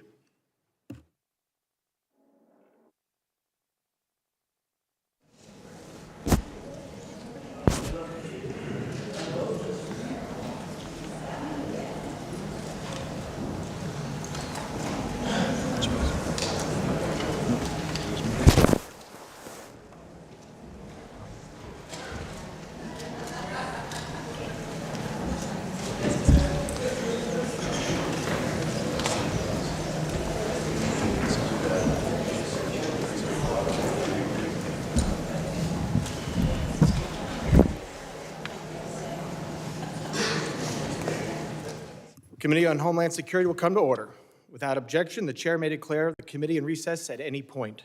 The purpose of today's hearing is to conduct oversight of the Department of Homeland Security and assess priorities for U.S. Immigration and Customs Enforcement, U.S. Customs and Border Protection, and U.S. Citizenship and Immigration Services for the calendar year 2026. Before we get started, I'd like to remind the members and the public of the rules of decorum. These issues we are debating are important ones that members feel deeply about. While vigorous disagreement is part of the legislative process, members are reminded that we must adhere to established standards of decorum in debate. It is a violation of House rules and the rules of this committee to engage in personalities regarding other members or to question the motives of a colleague. It is also a clear violation of the rules of the House to make statements that might personally be offensive to the President or the Vice President of the United States. Remarks of that type are not permitted by the rules and are not in keeping with the best traditions of our committee. The chair will enforce these rules of decorum at all times and urges all members to be mindful of their remarks. Further, under the rules of the House, the chairman is responsible for maintaining order and preserving decorum in the committee room. I expect audience members to be respectful of the witnesses, members, and the public. If members of the audience are persistently or overly disruptive, it is a violation of federal law and you'll be subject to removal and arrest. I now recognize myself for an opening statement. I want to start by thanking our witnesses for appearing before the committee today. Today's hearing provides the American people the ability to hear directly from the leaders that enforce our nation's immigration laws. It is our imperative as representatives of the people to be a voice for the people. Transparency, communication, and accountability are keys to good government. This is why oversight is important. Informing Congress and the public is not casting accusations, nor is it a punishment. Congress has a duty to hear directly from the executive branch, a duty I take seriously. And the executive branch has a duty to keep us informed. While this hearing was long planned, we sit here today at an inflection point, an opportunity to assess and reinforce the integrity of immigration enforcement and to strengthen public trust. An opportunity to emphasize and underscore the Department of Homeland Security's no-fail mission as a whole. My top priority as chairman is, and will always be, protecting America while ensuring the safety of law enforcement.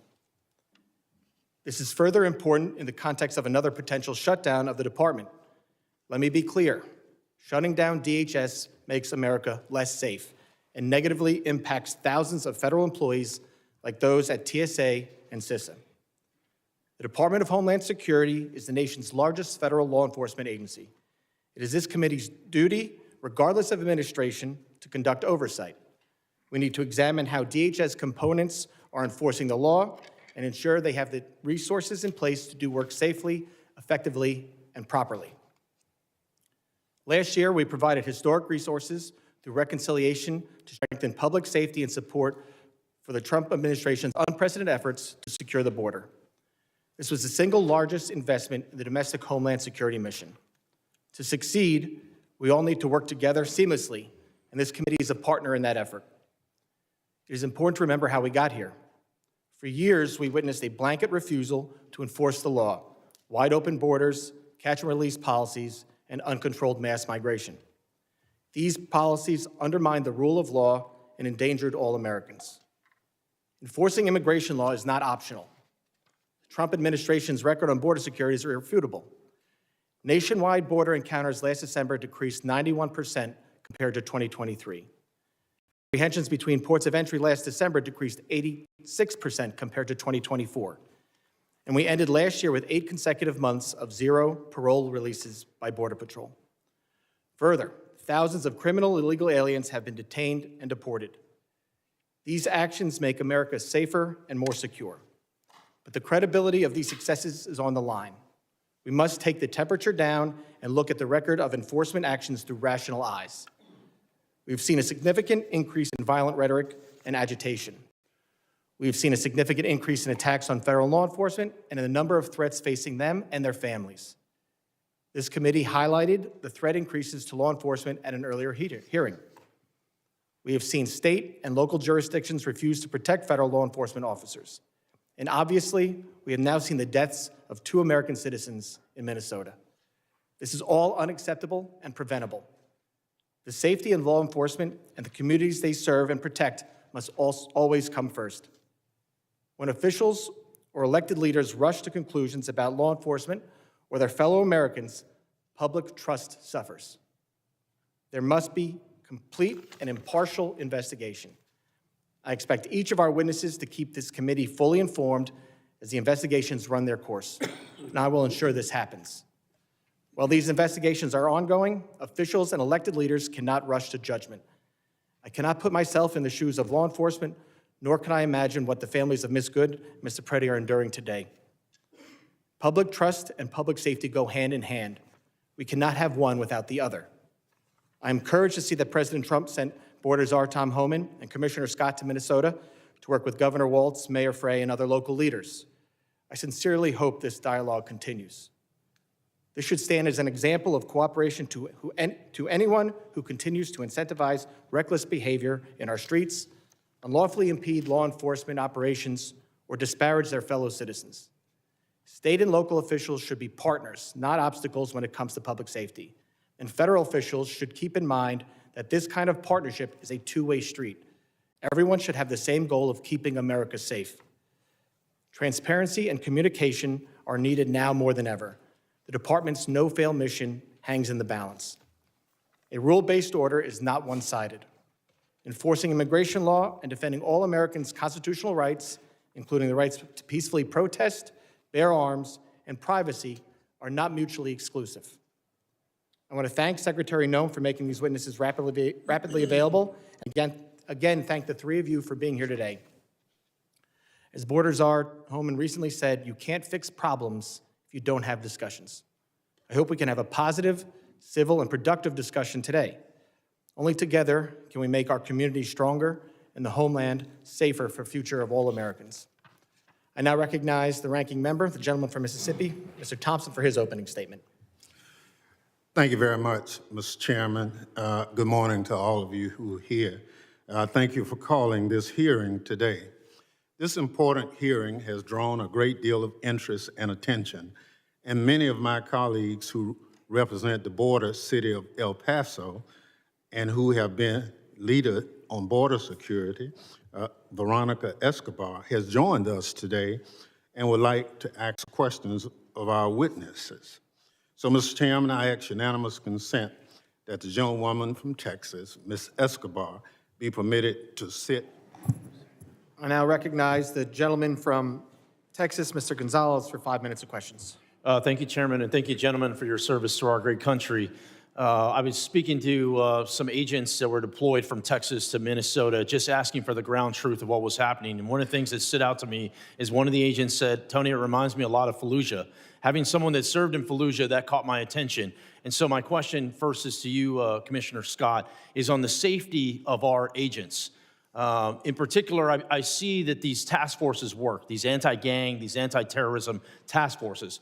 But thinking of Fallujah reminds me of we were fighting a war that was the Persian Gulf when the world had changed. And so my question is there a way we can protect our law enforcement, our federal law enforcement agents, in particular through, I've got a bill in particular through bulletproof glass or ballistic windshields. Is that something you think that could help protect the law enforcement officers that are on the front lines? I think that can help protect the officers on the front lines, but it goes much farther than that because things have changed. So the tactical infrastructure at the border, the bulletproof vests, all of that helps tremendously, but we're fighting a different fight now. The reason you saw so many people surged into LA at one point and then now into Minneapolis was because we had to surge additional resources in to protect the ICE agents that were literally just going to try to make a lawful arrest. So we had to put in 2 teams. One to do the arrest and another one to deal with the protesters. Luckily, CBP, well, not luckily, unfortunately, CBP's had to build out this capability over the years because we had been dealing with increased protests at the border, mass incursions, so we trained our people how to do crowd control. But let's not miss the fact that we have coordinated, well-funded, and I think insurgencies or terrorist organizations, however you want to call it, literally trying to prevent legal laws from being enforced in the United States. That is a dramatic change. That's why we've had to shift. So we got to figure out how to protect our officers and agents more holistically. On social media, how do we keep them from being doxxed? When somebody goes to like did to Director Lyons, they follow his kid home and then have protests in his front yard and then put it out live on video. That needs to be a crime. I don't want to violate anybody's right to free speech, but going into your front yard and harassing your family just because you're a law enforcement officer, that should not be a protected action. The world has changed, and we need to change with it to make sure our federal law enforcement officers and their families are protected. My next question is for Director Lyons. Body cameras have been deployed in Minnesota. I think transparency helps regain public trust. Is there any plan to release any of the footage to the public? 100%, sir. That's one thing that I'm committed to is the full transparency, and I fully welcome body cameras all across the spectrum in all of our law enforcement activities. It is, sir. Body cam footage will be released. I agree with you completely. Everyone assumes this body camera footage is bad footage. So, in so many cases, it's the exact opposite, and we get a show from the officer's lens what exactly they're dealing with on a daily basis, not just a 15-second clip we see on TikTok or whatever it may be. I'm very pleased to hear the releasing of more public footage. My next question is for you, Commissioner Scott. As a member of Congress, I have a very similar, all of us, the question's really for all of us. As a member of Congress, what can I do to make sure what happened in Minnesota doesn't happen in my community? Put laws in place that protect our officers and agents so they can go out and do their job confidently and know they really truly have the backing. And then, I gotta plug it, actually fund the programs. So when body cameras got rolled out to CBP, the technical capability of the camera got rolled out, but the funding for the personnel to support the programs and the data, that can drain basically all your other operations. So fund the entire program so that we can be transparent and that we can make sure America knows what we're doing, because that trust is critically important. Thank you for that. My next question is Director Edlow. Too many times we talk about the enforcement side, which I think is very important. We see the millions of criminal aliens that are loose in our country. We got to go out there and keep our community safe. But we need to be talking more about the legal aspect of it, the people that are doing it the right way. I was very encouraged to see 65,000 visas get released not too long ago. The question I have is, what are the details? What is the timeline behind that? What is the purpose of those? Can you specifically speak to the legal visa process? Well, if you're referring to the 65,000 that were the supplemental Yes. H-2Bs. Exactly right. So that's there's 60,000 or 65,000, 66,000, excuse me, that go out every year at 2 times in the year. And then Congress has, for many, many years, given the department the authority through the secretary to increase that based on the needs of the country. So those visas were released. I don't remember exactly when the time has expired. I apologize. And again, any questions? I know I'm being tight on the rules. We have to be. There's a lot of questions. We want to get through everything today. Any members will be able to submit questions in writing, and you can detail these. Thank you very much. I now recognize the gentleman from Rhode Island, Mr. Magaziner, for 5 minutes of questions. Mr. Lyons, has ICE hired anyone who is charged with a crime related to the January 6th riot here at the Capitol? Sir, I don't have that information, but I would say no. Could you find out and please report back? Yes, sir, I'll get that. I'll take that as a get Would back. you hire someone who attacked police officers here on January 6th, even though they were unfortunately pardoned by the president? Sir, we take assault on law enforcement very serious, and we have a good, strenuous vetting program. I'm sure. Thank you. Commissioner Scott, how many of your agents have been disciplined for excessive use of force over the past year? I cannot comment on ongoing or I'm not asking you to comment on personnel specific action. investigation. How many of your agents have been disciplined?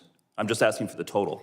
I'll for get that excessive number force. to you. I don't have it in front of me. All right. I sent you a letter asking that question and haven't received a response. Will you commit to sending a response to me, please? Yes, sir. All right. I'd like you to view this video. This is video of what appears to be pepper spray thrown by a federal agent into Rafael Verraz's car. You okay, Mama? You okay?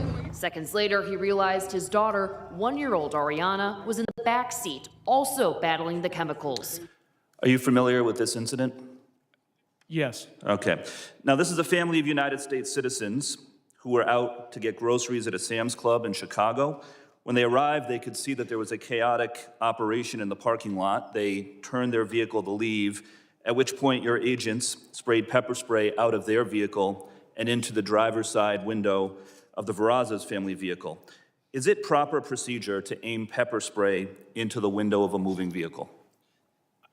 I'm not familiar. I don't have all the details on this. It's an ongoing I'm not asking about investigation, but to answer your specific question, Is it proper we try to procedure? avoid that. No, it's not. Try to avoid it. Because you understand it's dangerous, right? Not just for the driver, but for pedestrians, for other people who could be hit by a car if a driver is blinded, right? I 100% understand that, but you're talking about intentional versus not intentional. Well, now listen. I've been in a vehicle in one of these situations. Scott, that reclaiming got my time. pepper From sprayed the in my video, own this face. was clearly intentional, and you know as well as I do that in any other law enforcement agency, if an officer did this, they would be put on leave, investigated, and likely disciplined.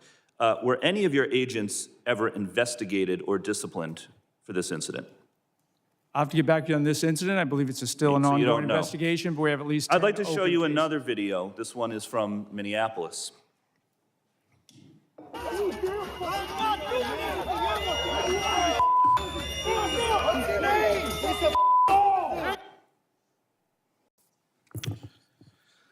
So as you can see, the agent sprayed pepper spray at close range directly into the face of an individual who had already been pinned to the ground by 3 other agents. And there's a picture of this behind me to give you a better view. Is this proper procedure for the use of pepper spray? I cannot comment on that because you're only showing one piece, and that subject is Has this clearly agent not been compliant. investigated? But this is not the intended use of this weapon, correct? The intended use is to try to avoid escalating. It's to de-escalate All the right. situation. And Well, get he was the already pinned to the individual ground by complied. 3 other agents. I think he had been de-escalated. Is there any investigation into this agent for doing this? I'll get back to you. There are several open investigations. All right. Listen, there has been no accountability in your agency under the Trump administration. None.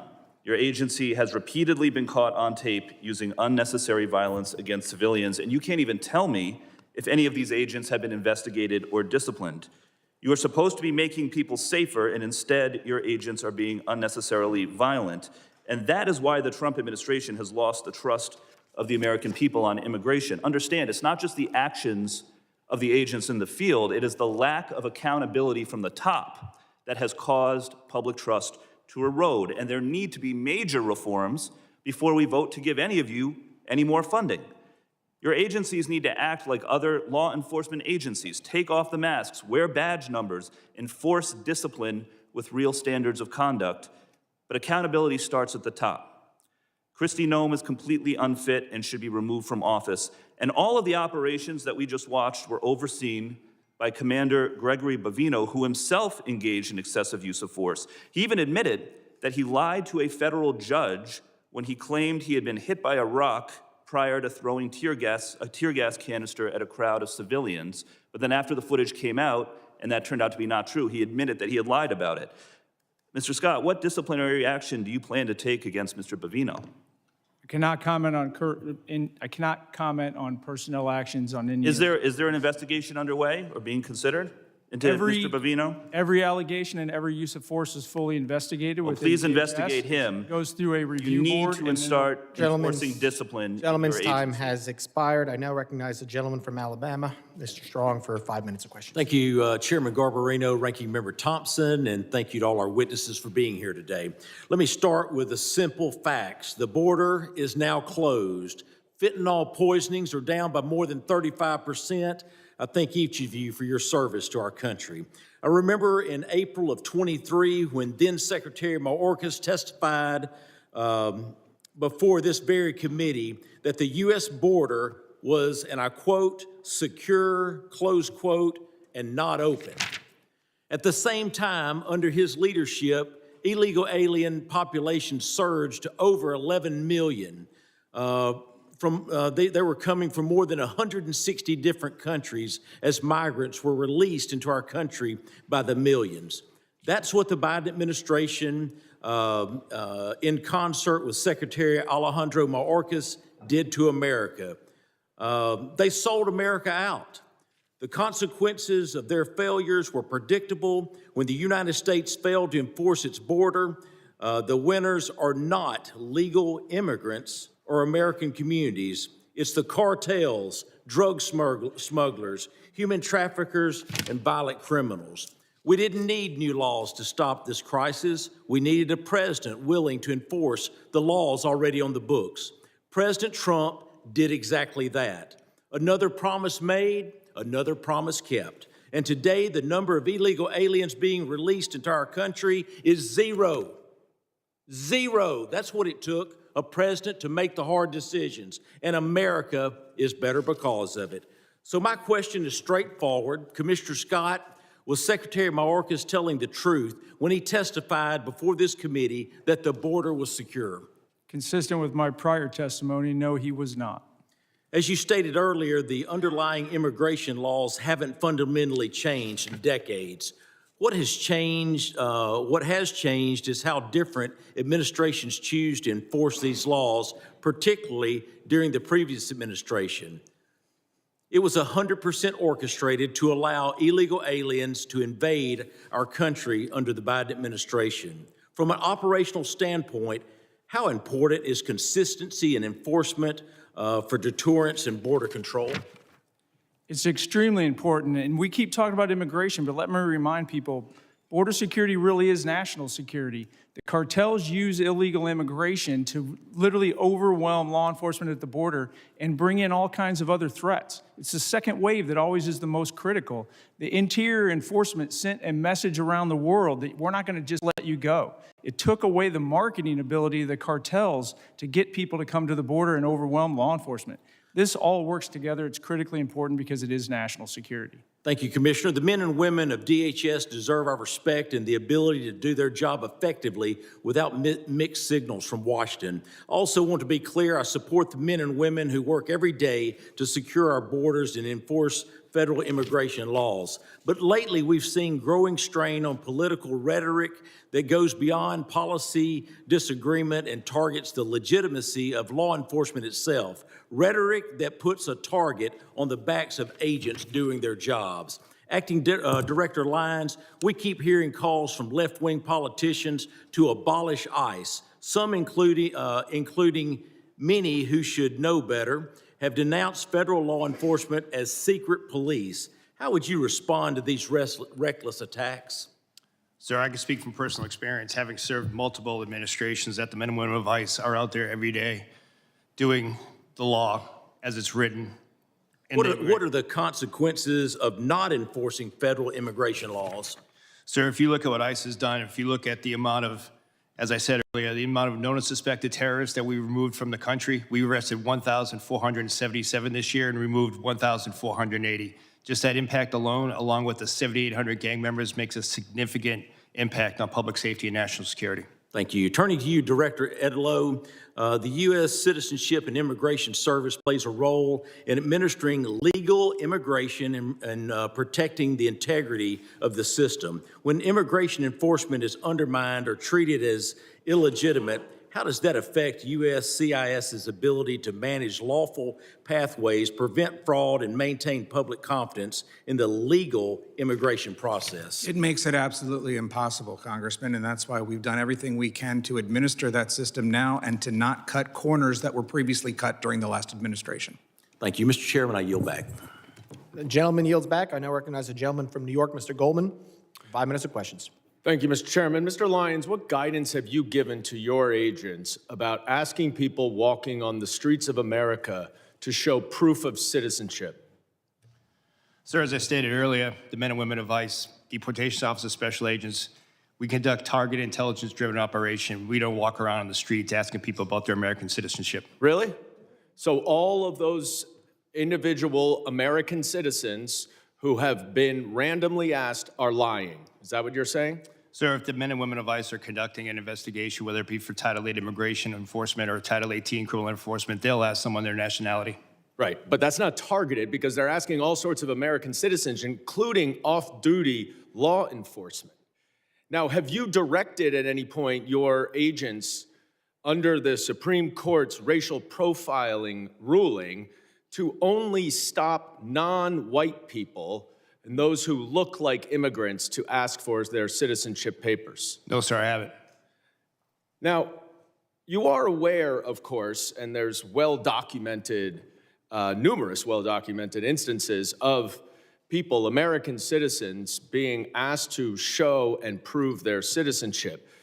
Do you know what other regimes in the 20th century required similar proof of citizenship? Yes, sir. What? Sir, there was various nefarious regimes that did that. Is Nazi Germany one? Yes, but Is the Soviet Union one? I honestly... Sir, I'm asking the questions. Is the Soviet Union one? Yes, sir, but I totally, this is the wrong type of questioning. I'll tell you what the wrong type of actually, thing sir, is. Sir, it's my Holocaust time. Museum Reclaiming is my down at 14th time, and sir. Independence. If you want to go see Reclaiming my Nazism, time, that's what Mr. it is. Chairman. It's not the men and women of ICE that are out there doing it every day. So to say that the men and women of ICE are Mr. Chairman, I'm reclaiming my time. I would like my time back, please. Please give me another 15 seconds because he was unnecessarily speaking.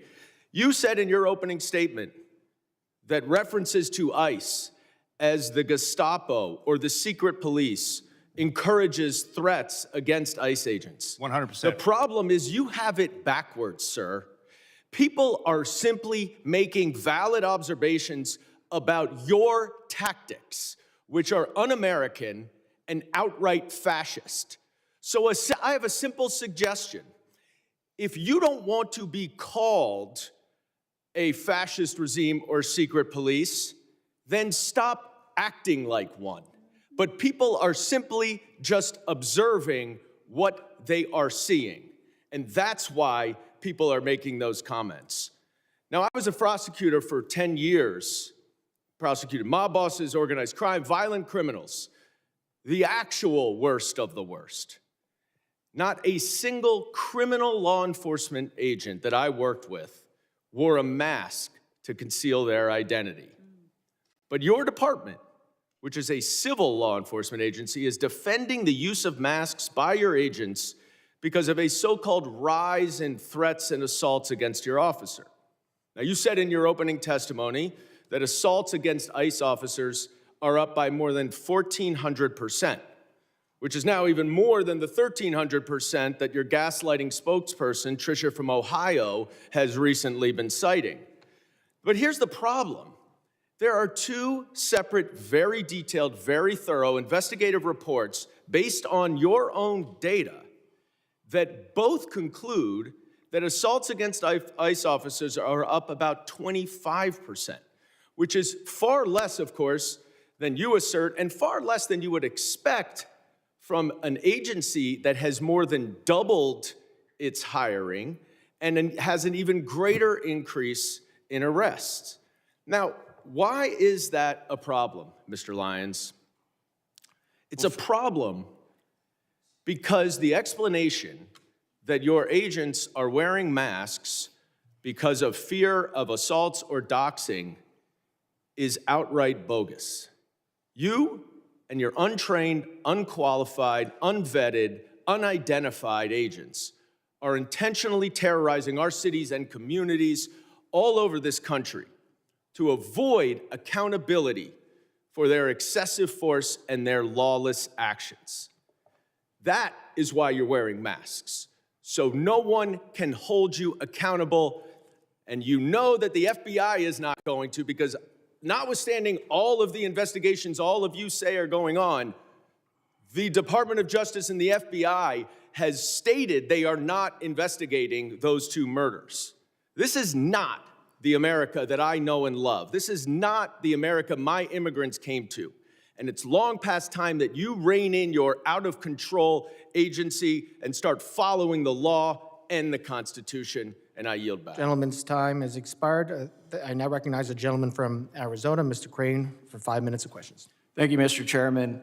It's interesting being in this hearing today, where my Democrat colleagues continue to demonize ICE and Homeland Security. I think history and context are very important here. It's not lost on most of the American public that my Democrat colleagues actually caused this entire crisis with their open border policies that they all voted for, letting in close to 15 million illegal aliens. I also want to go through real quick some numbers of ICE deportations with other presidents who I believe both you, Mr. Scott, and you, Mr. Lyons, have worked for. Under President Clinton, 12 million illegal aliens were deported and removed from this country, some voluntary, some departures. Key, no riots. Under President Bush, 2 million, no riots. Obama, who was often referred to as the deporter-in-chief, 5 million, including returns, no riots. President Trump in his first term, 2 million deported, no riots. President Biden, 4 million, including expulsions, varying by estimates, no riots. President Trump again this year, 625,000 with 2 million voluntary leaving through CBP Home App. Mr. Scott, can you explain why these other presidents that you work for, both Democrat and Republican, have deported far more people than this president and we've seen no riots? I would say it has a lot to do about rhetoric and misleading the American public about what's really going on and how important border security really is to this nation. Let's talk also about my Democrat colleagues and something they also supported, and that's these sanctuary cities. I think that's very important, and I don't think a lot of Americans really understand these sanctuary cities. Mr. Scott, Mr. Lyons, is it true that you would rather send your officers into a jail to get some of these illegal alien criminals? Is it safer for your agents and also the illegal alien criminal if your officers are able to go into a jail instead of having to go out and find them on the street? Mr. Lyons, I'll start with you. Yes, sir, it would be. You wouldn't see the amount of law enforcement officers involved in immigration operations. Right. How about you, Mr. Scott? I 100% agree with the director, and just as importantly, it would allow me to put more agents back on the border to prevent people from getting in here in the first place. Let's also talk about these riots. Mr. Scott, Mr. Lyons, do you guys remember any riots, when for some of these victims that were assaulted and victimized by illegal alien criminals like Nate Baker, Laken Riley, Fletcher Harris, Skylar Provenza, Ivory Smith. I've got a whole list of them. Do you remember any riots from our Democrats or their constituents when any of these American citizens were victimized by illegal alien criminals? No, sir. No, sir. Why do you think that is? Because that's the question that I get asked all the time. Congressman, why do the Democrats care more about illegal alien criminals than they care about these American citizens, many of them who are young, have their entire lives ahead of them, didn't show up to a protest, right, to obstruct federal law enforcement. They're just going about their daily lives and they get victimized by people who aren't supposed to be here. Why do you think they don't care about American citizens? I cannot speculate, but when I look at the chaos that it creates and the corrosive nature that it creates, I go beyond the politics of the United States and I look at our nation-state adversaries like Iran, Russia, and China and their influence on social media to keep this negative discourse going. And I think this is a much bigger issue than we're actually admitting that it is in here. I want to tie this together to something that's very pertinent that's going to happen this week here in Congress, where the American people are going to see the bookend of what's going on. We are going to attempt to pass the Save America Act, okay? Which requires documentary proof of U.S. citizenship to register to vote. It imposes photo ID requirements to vote, and it penalizes officials who do not enforce these requirements. And you won't see most of these folks over here on the other side that are demonizing you guys right now. You will not see them support it. So they let millions and millions of illegal aliens into the country. They set up these sanctuary cities so you can't go enforce these federal laws that are on the books that Congress has passed. And now they won't vote to stop these illegals from voting in our elections. If the American people don't understand what this whole thing is about, it's about one word, and it always has been, and that is power. They want power, and they need these illegals to vote in our elections. That's why they don't care about the fraud either, because they need those votes as well. Thank you. I yield back. Gentleman yields back. I now recognize the gentlelady from Illinois, Ms. Ramirez, for 5 minutes of questions. Thank you, Chairman. My mother, a Guatemalan immigrant and an American, taught me that I have the responsibility to look evil in the eye and to fight it back. Mr. Lyons, Mr. Scott, Mr. Edlow, you have used your power to perpetrate great evil. And it's about time you answer this committee for the lawlessness that you've empowered and defended in your testimony. Mr. Lyons, I want to start with you. And I want to talk about ICE. Because under your leadership, ICE has shot and killed Silverio Villegas Gonzalez and Renee Good, violated nearly 100 court orders in January alone. You've used banned chokeholds in more than 40 cases, engaged in warrantless arrests despite of a consent decree, and you used children as bait to put 3,800 children in detention. You created traps for people at immigration court who were following the law and doing it the legal way. And you broke the law by entering into people's homes without a judicial warrant in violation of the Fourth Amendment.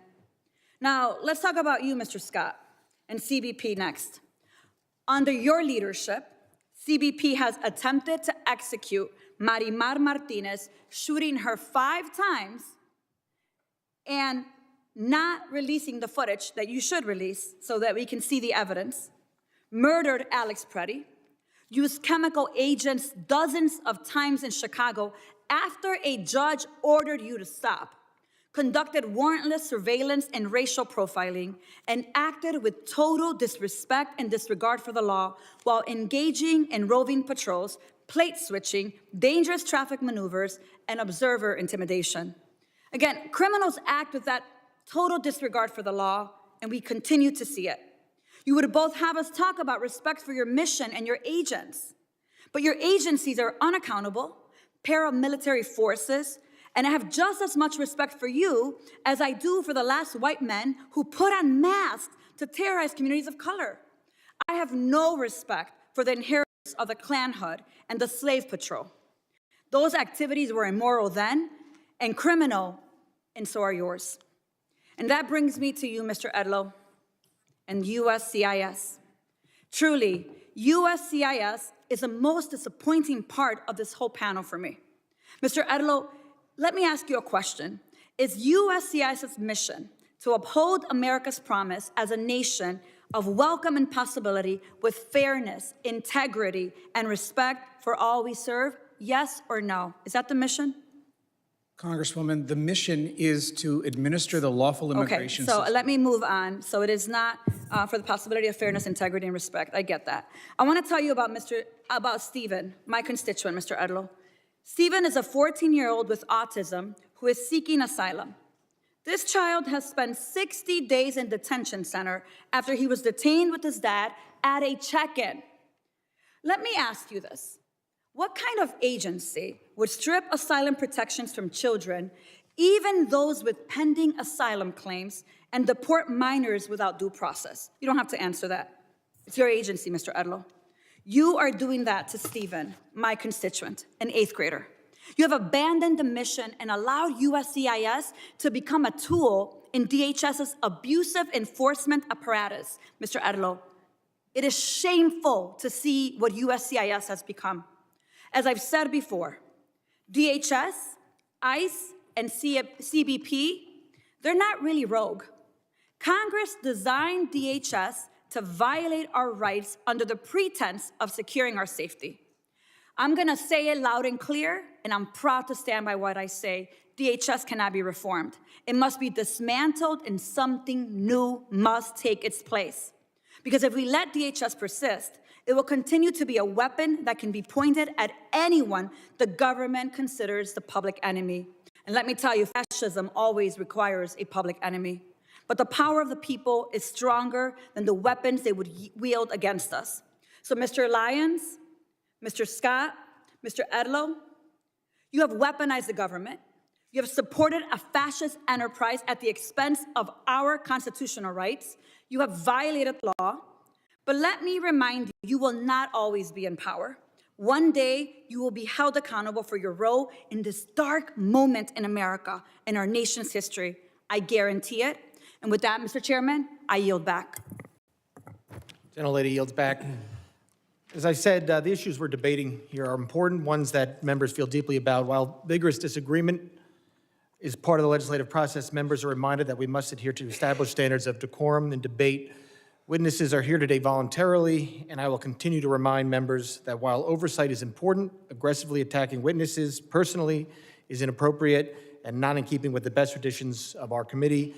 And I now recognize the gentleman from Oklahoma, Mr. Burkeen, for 5 minutes of questions. Thank you, Mr. Chairman. Thank you to the witnesses. I want to start with a display over my shoulders. And this is something that is not specific only to Oklahoma.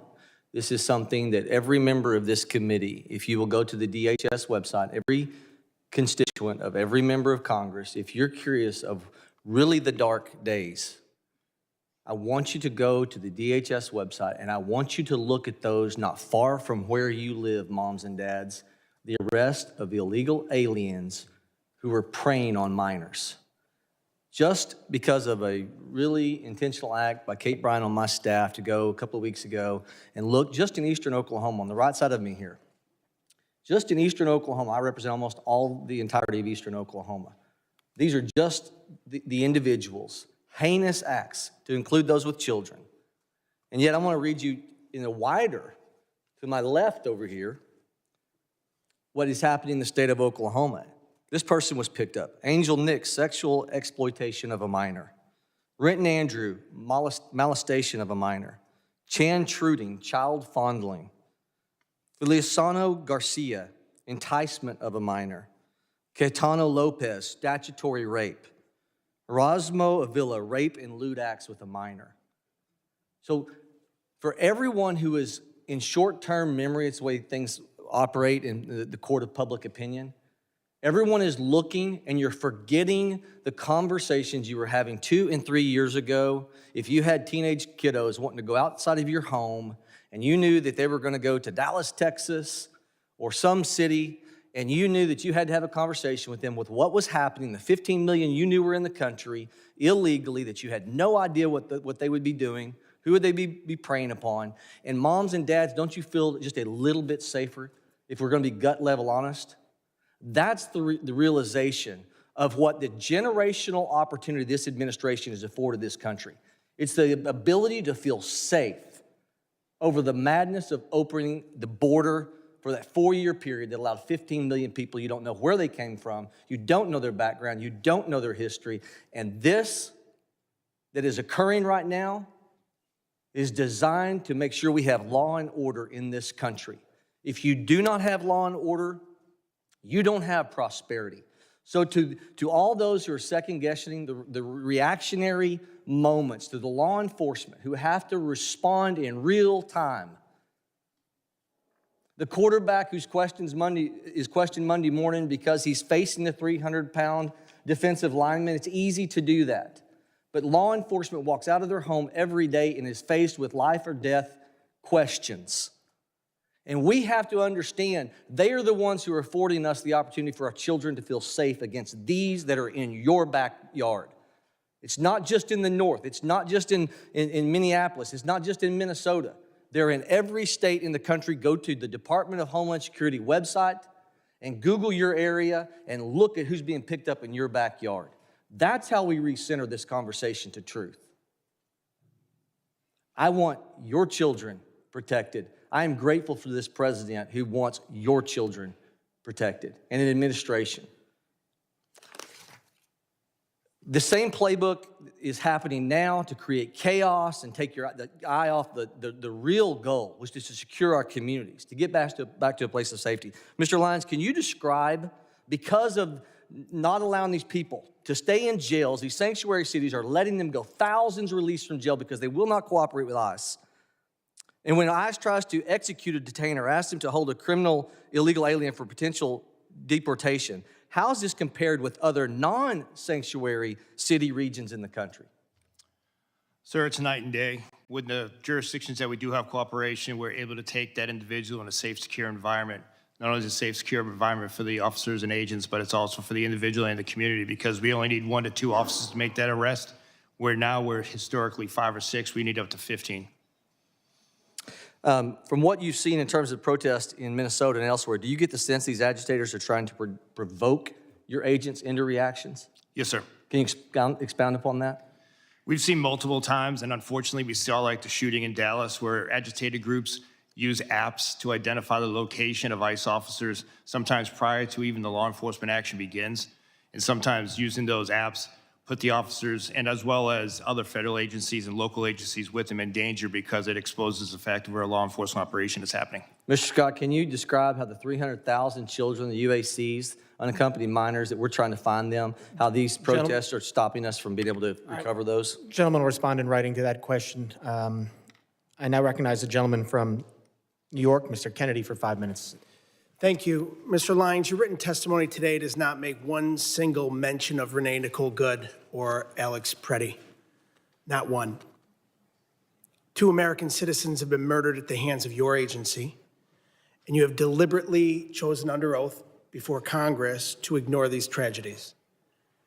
And so today, in my 5 minutes, I look forward to getting the American people some answers and some accountability that I believe they deserve.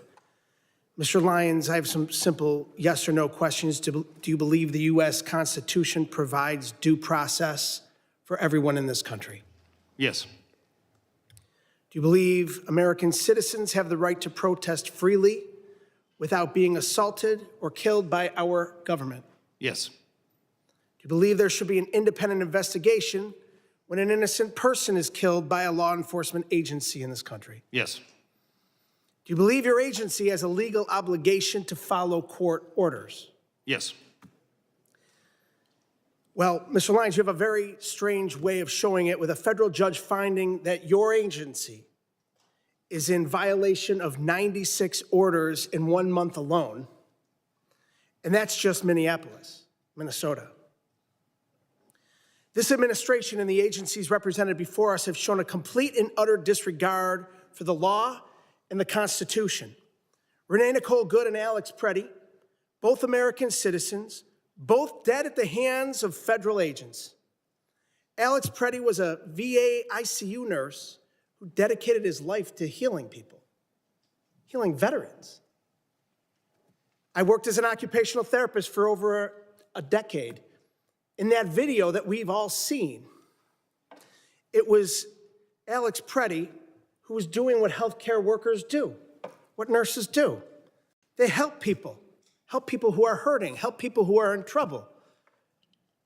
In this case, helping a fellow peaceful protester who was shoved to the ground right before your agents shot him 10 times. And we're now learning that FBI Director Kash Patel stopped the U.S. Attorney's Office in Minnesota from investigating the death of Ms. Good because of fear that an investigation would contradict President Trump's falsehoods that she violently, willfully, and viciously ran down an agent. 6 federal prosecutors resigned rather than participate in a cover-up. Kristi Noem, Stephen Miller, and you, Mr. Lyons, have appointed yourselves judge, jury, and executioner, allowing American citizens to be gunned down in our streets with impunity. We all know the president is a liar. He's sold snake oil his entire life, but he can't tell us and the American people that we did not see with our own eyes what we saw in that video. 2 Americans shot dead in cold blood. The American people aren't stupid like he thinks we are. The fact that our government murders American citizens, lies about it, and then refuses to investigate or seek justice is beyond abhorrent. It's un-American. Mr. Lyons, in America, we shouldn't have secret police. We shouldn't have masked government agents executing citizens in the streets. The Constitution does not give your agency the right to hide their faces while they kill Americans. Will you commit, yes or no, to immediately unmasking every agent conducting immigration enforcement and requiring them to wear standard uniforms with identifiable badges? No. Well, that's a sad response. Your answer is completely unacceptable. People who are proud of what they do aren't hiding their identity. We're a nation of laws, and you, your boss, Secretary Noem, and Donald Trump are not above the law. The American people are angry, and they're demanding accountability and justice from those giving the orders. Mr. Lyons, yes or no, do you believe that Secretary Noem should resign? I'm not going to comment on that, sir. So you're going to look the families of Renee Nicole Good and Alex Preddy in the eye and tell them Secretary Noem should keep her job after their loved ones were killed? Sir, the loss of any life is unacceptable. In my heart, prayers and thoughts go out to anyone who tragically losing his life, especially a child, since I've suffered personal loss in my life.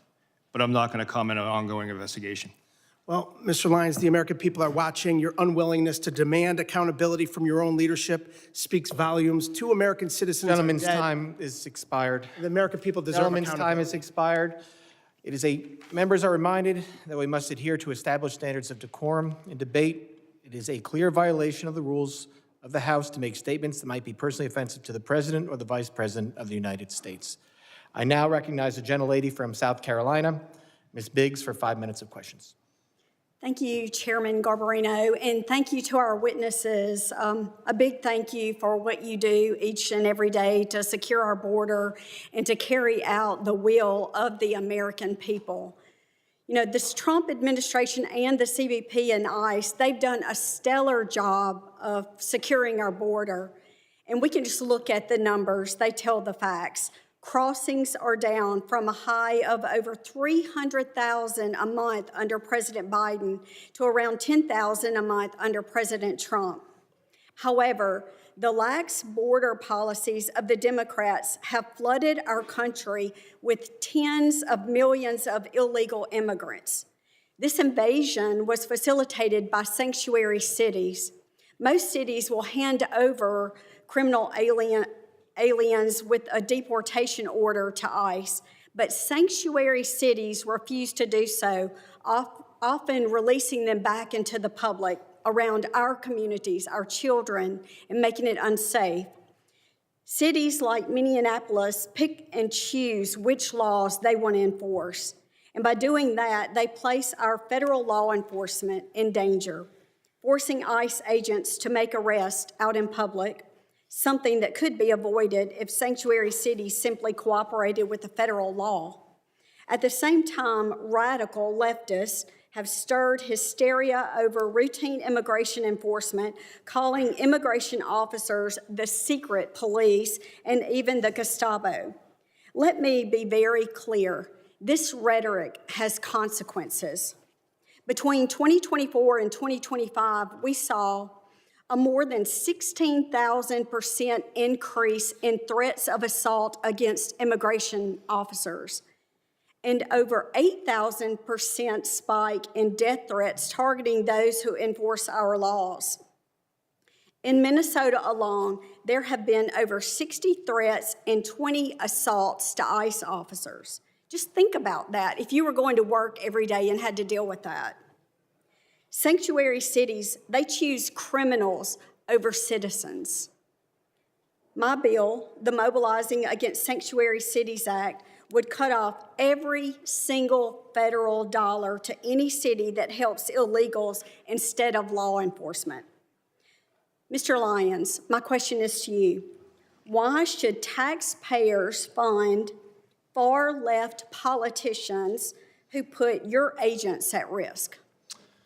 Ma'am, unfortunately, what we've seen over and over is just the fact that there's so much rhetoric out there against the work the men and women of ICE have done. Again, going back in my career, this is my second decade, multiple administrations, and it's never been like this. And the actual public safety impact that the men and women of ICE do every day is significant, and it should still be true for all 50 states. Thank you. So I want to take it a little closer to home. What's happening in my district, the 3rd District of South Carolina, it should alarm every single individual. These are real crimes committed by individuals illegally in our country, right here in our communities, confirmed by the Department of Homeland Security. We heard a little bit from my colleagues earlier. So let me just give you a few of the worst. Vehicular homicide, child cruelty and indecent exposure, armed robbery, assaulting a police officer with a weapon, and making terrorist threats. And I could go on and on. We're also seeing convictions for drug trafficking, burglary, forgery, repeated illegal reentry, and more. And this is what I consider chaos. And it's the direct result of open border policies that put American lives at risk. But amid all of this, we're seeing true heroes step up. Our federal immigration officers are on the front lines of securing safety and prosperity for us and for our children. They've been given a difficult task, but they are up to the job and certainly meeting the demands. We stand behind our immigration officers and their historic mission to restore the rule of law to the United States. And right here at home, our local law enforcement is rising to meet the challenge, and I'm very grateful to them. So just look at Anderson County Sheriff's Department, which you'll see in the photo behind me, which recently seized 180 pounds of cocaine. That's 180 pounds of deadly drugs that will never reach our streets, thanks to the courage and commitment. So I just want to say thank you, and I'm grateful for the job that you do. Gentlelady yields back. I now recognize the gentlelady from New Jersey, Ms. McIver, for 5 minutes of questions. Thank you, Mr. Chairman and Ranking Member. Mr. Lyons, as the senior official lead in ICE enforcement, much of today's scrutiny falls on you, and it should. We have seen repeatedly that Republicans, Trump administration, its DHS, and your agency will do absolutely anything to avoid answering for your actions. When I showed up to inspect Delaney Hall, a private prison that you contract with, ICE tried not to give us an oversight tour. Then, instead of taking accountability for ICE's attempts to keep us from seeing this facility's conditions to know if people's basic rights were being upheld, this administration is doing all they can to try to put me in prison for 17 years.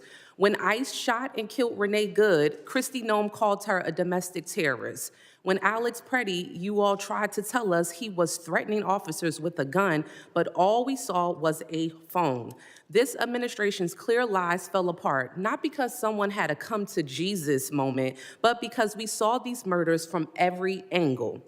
You are only here because public outrage has become so unavoidable. You are here, Mr. Lyons, because white people are getting shot in the face and chest when the cameras are rolling.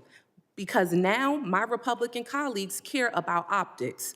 But when Keith Porter Jr., a Black American citizen, a son, a father, and a man loved by many, was killed by an off-duty ICE agent on New Year's Eve, there were no hearings. So this is for him today.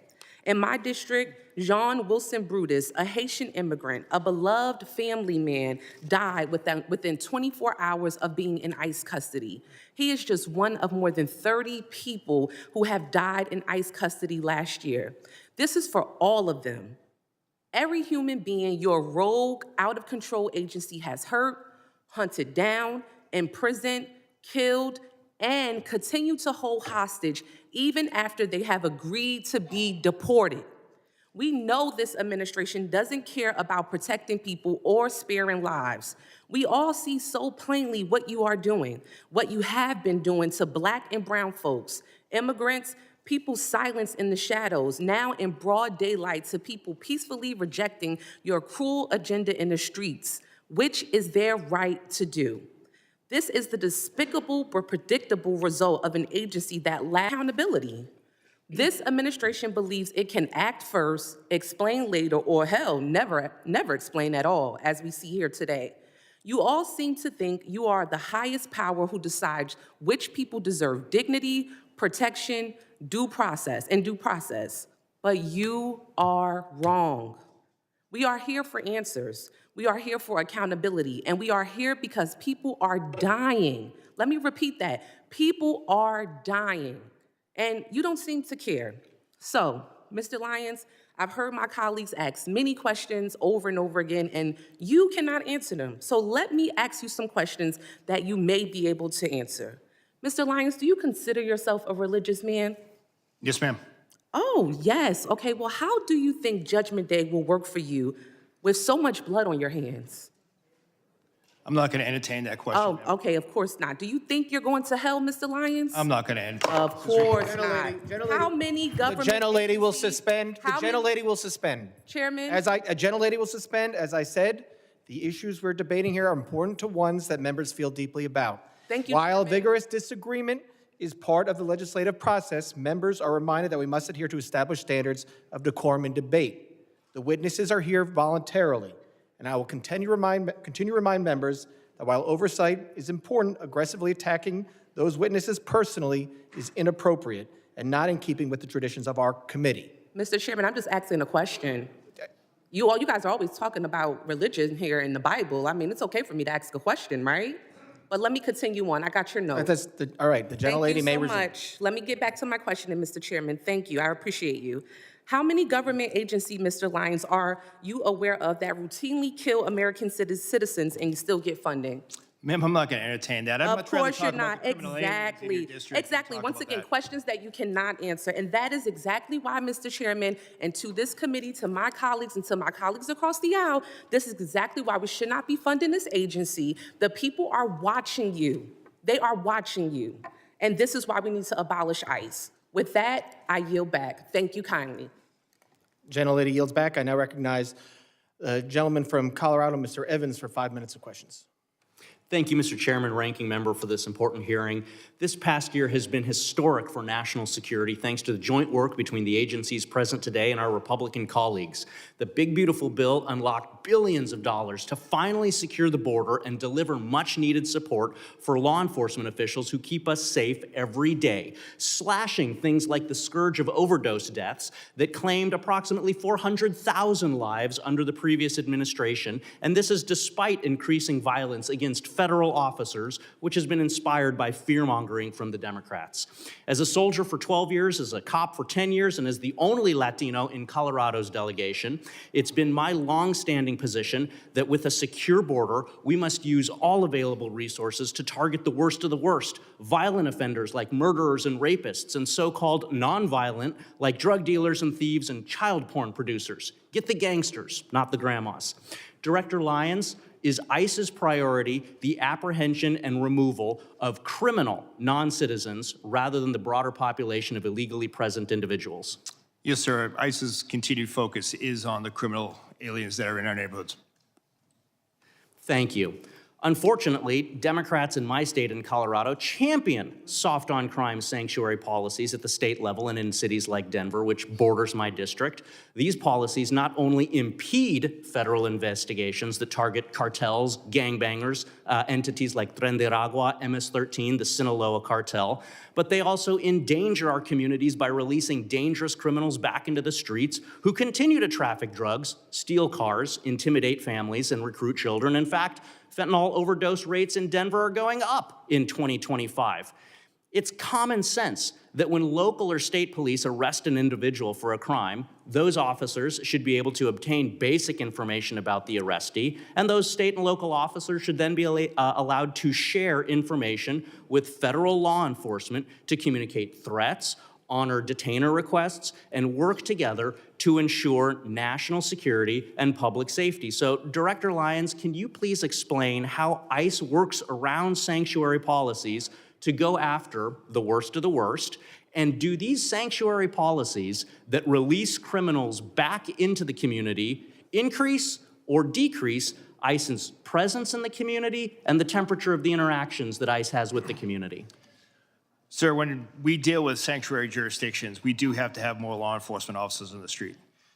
Like I said earlier in my testimony, we'd much rather have the chance to take a aggravated felon, repeat DUI offender into custody at a prison, local jail, or some type of lockup environment where it's safer for my officers and for not only the individual, but that community as well.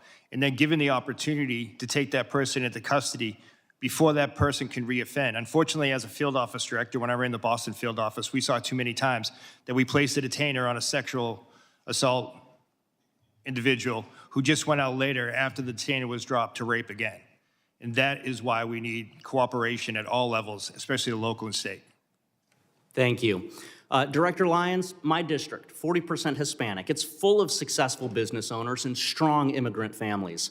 Unfortunately, my colleagues across the aisle are fanning the flames of fear for their own political gain in my Hispanic communities, scaring people over events that haven't happened in my district. So I'd like for you for just a brief moment to speak directly to my constituents who are legally present in the U.S., not criminals, but who are fearful of being searched or detained via immigration efforts. Should they fear ICE? And what policies does ICE have to prevent the seizure of people with legal status? Sir, ICE officers and special agents are trained in the Immigration Nationality Act. So anyone that is here legally or lawfully or a U.S. citizen should not be concerned about being deported or detained.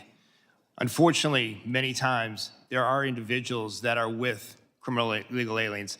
And sir, as you being a former law enforcement officer, you know, you arrive on a scene, you ID everyone in that case.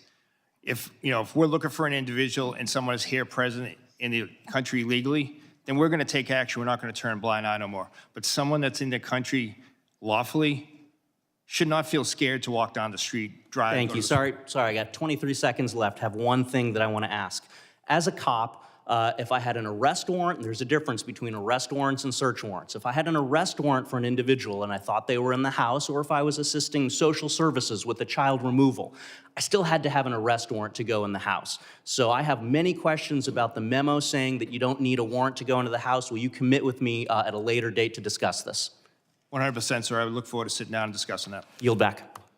Gentleman yields back. I now recognize the gentlelady from Texas, Ms. Johnson, for 5 minutes of questions. Thank you, Mr. Chairman.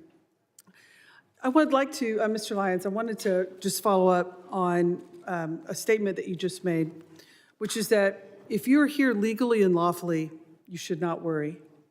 I think the problem is there are many, many immigrants that are here legally and lawfully that are very worried because they have been snatched off the streets. They have had their face beat in by ICE agents. They've been yanked out of their car. They've been driven around and harassed. And so that is, I think, at the end of the day, you know, the key nut of the crux here, which is that, unfortunately, there is not just this focus on criminals and that people who are here in legal status. And for example, I have an example of this that I'd like to highlight for you. Back in October, Maher Tarabishi, a North Texas resident who was allowed to be in this country legally and was under a supervision order to check in on an annual basis since 2008, and did that because he had an adult disabled son. And so he was here working as an IT consultant and was here in the legal process to take care of his adult legal son. He went to check into his appointment. It so happened to be at the time that the Dallas ICE office was closed due to the shooting. And so he was not able to check in. When he went back to check in, he was immediately snatched up and detained because he missed his appointment. That was unavoidable because the office was closed. He told everyone here was he in legal status. He had been here since 2008, and he had an adult disabled son that would likely pass away if he was not released. He was not released. His son died. And then to complicate it, he was not allowed to go and attend the funeral. And he's still in detention in the Bluebonnet facility in Texas. He is not a criminal. He has no criminal history. He was here legally. That is an unacceptable outcome. And I would like to know if you are willing to review his case and help us get his release, because he should not be in the Bluebonnet detention facility under these facts. Yes, ma'am. I'm committed to reviewing that case for you. I appreciate that. The other issue that I am really very concerned about is these warrantless entries into people's homes. It is a problem that is of epic proportion. There was just recently, yesterday, circulation, a Latino family, ICE just broke into their home without a warrant. And there was an example where they arrested a man in his pajamas who had every right to be here as a U.S. citizen, but wrongfully snatched out in the freezing cold without a warrant to do so. The problem that we're having, nobody wants to see attacks on ICE agents, sir. But this is something I have brought up in this committee time and time again, which is, unfortunately, under your leadership and under Secretary Nunn's leadership, this rogue brutality that ICE agents are inflicting upon the people of this country is not being reined in. It's not being, the agents who are abusing their power are not being held accountable. I'm sure that there are many, many fine agents who are doing everything they can to exercise their duty lawfully. But the problem is there are agents who are not. And the power that they have has gone to their head, and they use that power unconstitutionally in violation of many people's direct constitutional rights. And what you're seeing in this country is the fact that your agency, it's not stopping. And rather than saying, yes, we're going to take steps to keep these people who are abusing their power and who are terrorizing citizens of this country wrongfully, that we're going to hold them accountable, rather than well, that's what we want to see. You're doubling down on that we're only going after criminals, which is in your own comments. You said that you had 397, I think that's right, 379,000 arrests, but only 8,700 of them were suspected gang members or known suspected terrorists. That's 2%. And the problem is we can't terrorize 98% of the people in this country that have been wrongfully detained for 2%. That's not how the system works, and that is not okay. And so we have to do a better job. And so what procedures are you putting in place to hold agents accountable who clearly have a hot trigger and who clearly abuse their authority because someone has a phone and a whistle? Ma'am, ICE does have the Office of Professional Responsibility. It's a robust internal investigation agency that does investigate allegations of special agent or deportation officer misconduct, and we do take everyone seriously, and we do investigate those. Well, those are not being publicly reported, and so that's where there's a huge breach of the public trust, because there does not appear to be any accountability, sir. Thank you, and I'll yield back. Gentlelady yields back. I now recognize the gentleman from Pennsylvania, Mr. McKenzie, for 5 minutes of questions. Thank you, Mr. Chairman, and I appreciate all of our testifiers being here today. Before I begin, I would like to thank all of our members of law enforcement across the country who work every day to keep our communities safe, and also to their families that sacrifice. We know that it's a challenging job, and the environment is made particularly challenging by those who want to oppose our law enforcement from carrying out their lawful duties to keep everybody in our country and our communities safe. As was discussed earlier, there are a couple areas, though, where I think it's appropriate to discuss potential reforms and the way that we can improve our government operations. DHS guidance indicates that ICE does not arrest or detain U.S. citizens. On the other hand, social media is full of reports and accusations that this is occurring. As you know, any accusation that an American citizen's rights are violated is very serious. Can you clarify, Mr. Lyons, whether this is something that it occurs, and what are the circumstances where a U.S. citizen might be detained, and what steps does ICE take to prevent mistakes? Yes, sir. I appreciate the question. Well, unfortunately, there's a misnomer that ICE is just a civil enforcement agency, and that's completely wrong. ICE enforces over 400 criminal statutes as well. Special agents, especially with the Homeland Security investigations, they're consistently out there doing human trafficking cases, drug cases, terrorism cases. And we do encounter U.S. citizens, and those who do commit federal crimes are arrested. But under Title VIII, no U.S. citizen is subject to civil immigration enforcement, and that just doesn't happen. There are multiple safeguards in that way, and if a U.S. citizen is detained in the course of an immigration investigation, they're quickly released. We don't take action on American citizens. If it does occur where a U.S. citizen is detained during the course of another investigation, how is that documented and conveyed to the public about the fact that this did occur and what the circumstances around that were? So, sir, if you say it's a separate investigation, if it comes to a criminal case, obviously a lot of those are under seal or ongoing investigations. We won't expose that. But we're transparent in the case when it comes to any U.S. citizens that's detained in any law enforcement operations that's subsequently arrested. I appreciate that. I think greater transparency could be beneficial for both the American public and everybody involved here if we clearly articulate what occurred in many of these instances. I've seen it myself when I'm looking into local issues in our community. There are oftentimes two sides to the story, and when it is actually conveyed what did occur and why it occurred, there's a greater understanding in our local community of the law enforcement activities that occurred. The second thing I would like to hit on is jurisdictions, which are sometimes referred to sanctuary cities. Not a clear definition, as we all know, but local authorities in our community. We have Northampton County, which does not honor ICE detainer requests for 48 hours and properly convey to ICE and law enforcement about the release of that individual, when that may occur, or even during that detainer period, allow ICE to come onto their property to make an arrest in a secure facility. Obviously, that leaves our community in a vulnerable position. In our case, members of Tren de Aragua, domestic abusers, have been released onto the street, and ICE had to stake out that location, making the arrests in an unsecure way out in the local community. From your perspective, how does this dynamic affect public safety and day-to-day operations, and where or how can we change and improve the coordination between ICE and state and local partners? Thank you, sir, again.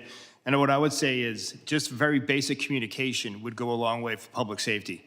You know, ICE respects and abides by state and municipality laws as well, where sometimes you can't hold for any reasons. But a simple phone call to let us know that that individual is going to be released, or if that individual is released, sharing that biographical data with us will go a long way.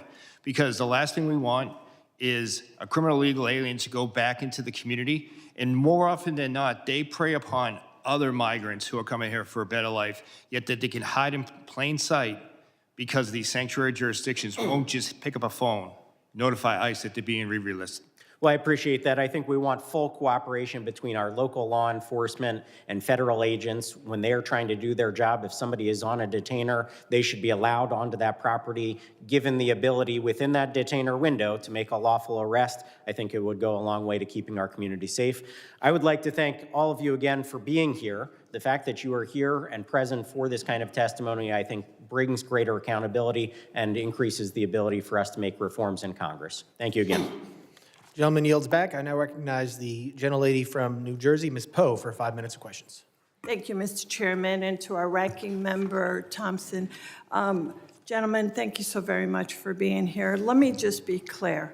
Secretary Nunn must step down or be impeached by the House, period. The lawlessness, the cruelty, the outright viciousness that she has created has destroyed an agency whose very mission is to protect our country.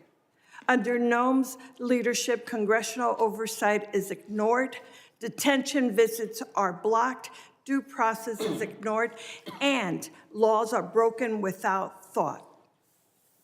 This is the first time any of you have testified before our committee. It took 2 American citizens being murdered in cold blood to get you to show up. ICE raids schools, churches, and hospitals. And let's not forget 5-year-old Liam Ramos. You used him as a bait and then detained him despite his father legally seeking asylum. Liam is the face of your cruelty. My district is one of the most ethnically diverse in America. Our diversity is our strength, but somehow you all seem to believe it's a weakness.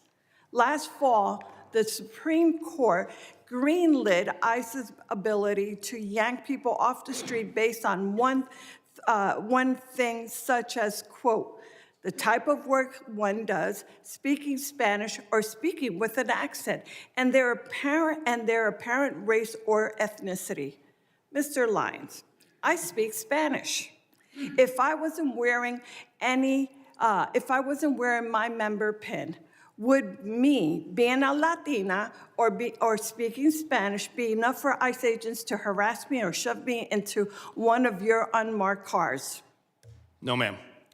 I speak for all of us when I say that I think we know the real answer to this. These are the realities traumatizing my constituents. We know that ICE is transferring New Jersey detainees to other states like Texas, ripping them from their families and leaving them unable to challenge their detention. Mr. ICE, yes or no? I'm sorry, Mr. Lyons, yes or no? Will you provide us with a list of people ICE has transferred from New Jersey to other states so that I can inform their families where they are? Yes, ma'am. These are people like my constituent, Correa, whose ICE shipped to Texas and continues to detain despite 2 judicial orders compelling her release. Over the weekend, Lee Cow was hospitalized for 72 hours while her family had no idea where she was at, nor the status of her condition. Mr. Lyons, would you be willing to look into this to make sure to release my constituent? Why have we failed? Why have you failed to inform her family where she was sent and the status of her condition? When will she be freed? Yes, ma'am, you have my commitment that I'll look into that. Thank you.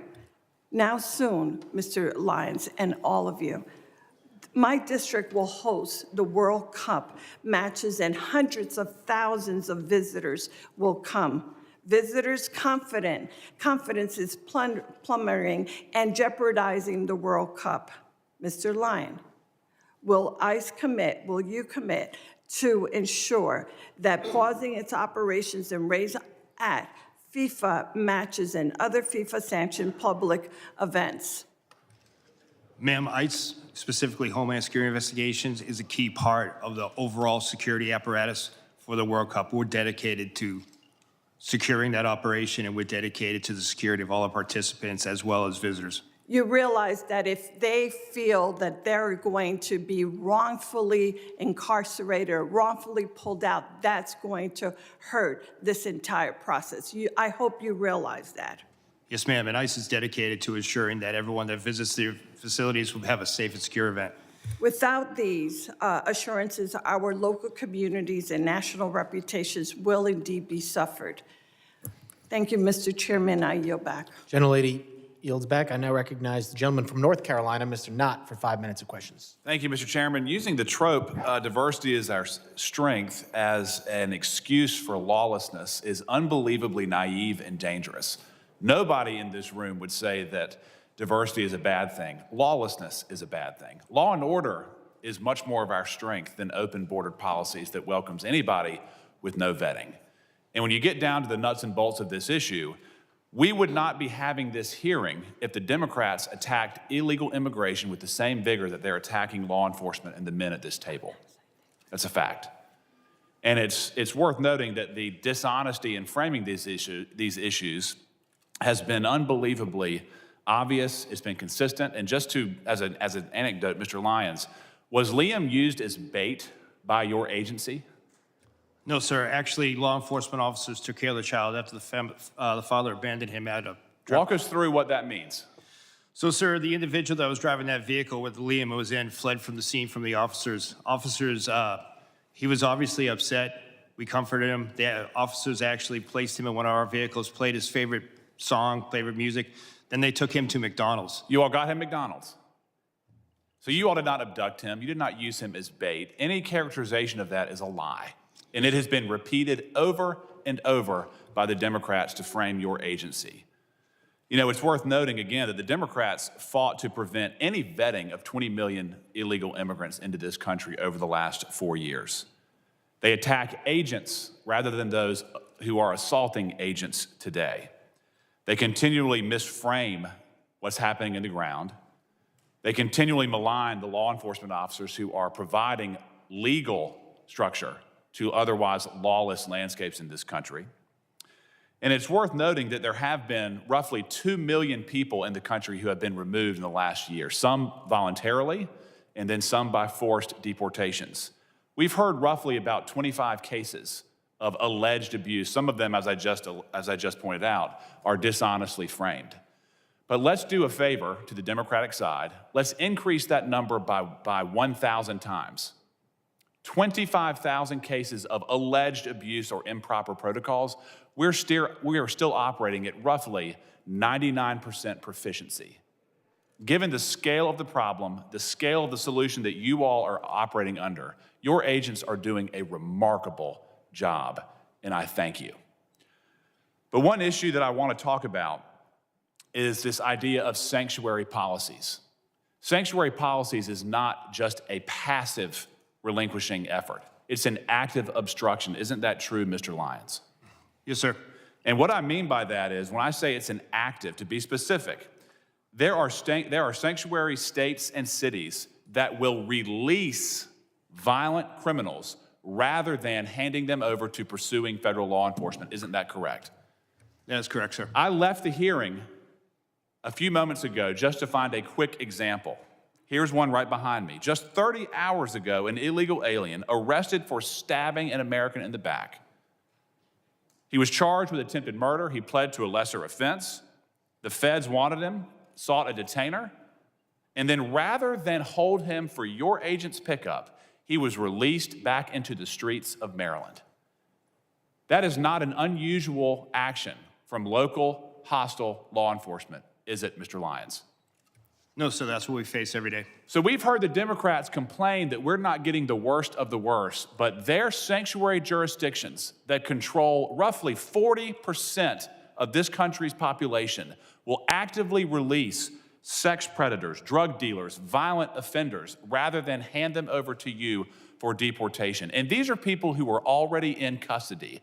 Am I correct, Mr. Lyons? Yes, sir. The individuals were already deemed a public safety threat by local or state law enforcement. And then when they get a federal detainer, they will release them on the street rather than turn them over for deportation. Yes, sir. It's disgusting. Mr. Scott, I want to talk to you briefly. I'm running out of time. How many cities does your agency operate in? We operate nationwide. Why is it that there is so much tension in Minneapolis, St. Paul right now? Because paid agitators are actively trying to stop law enforcement action. Without that, you wouldn't even have any idea most of these arrests were taking place. In many parts of the country, local law enforcement assists your efforts to bring legal structure to these lawless areas. Isn't that correct? That's correct. And when order is maintained, you can do your job peacefully, correct?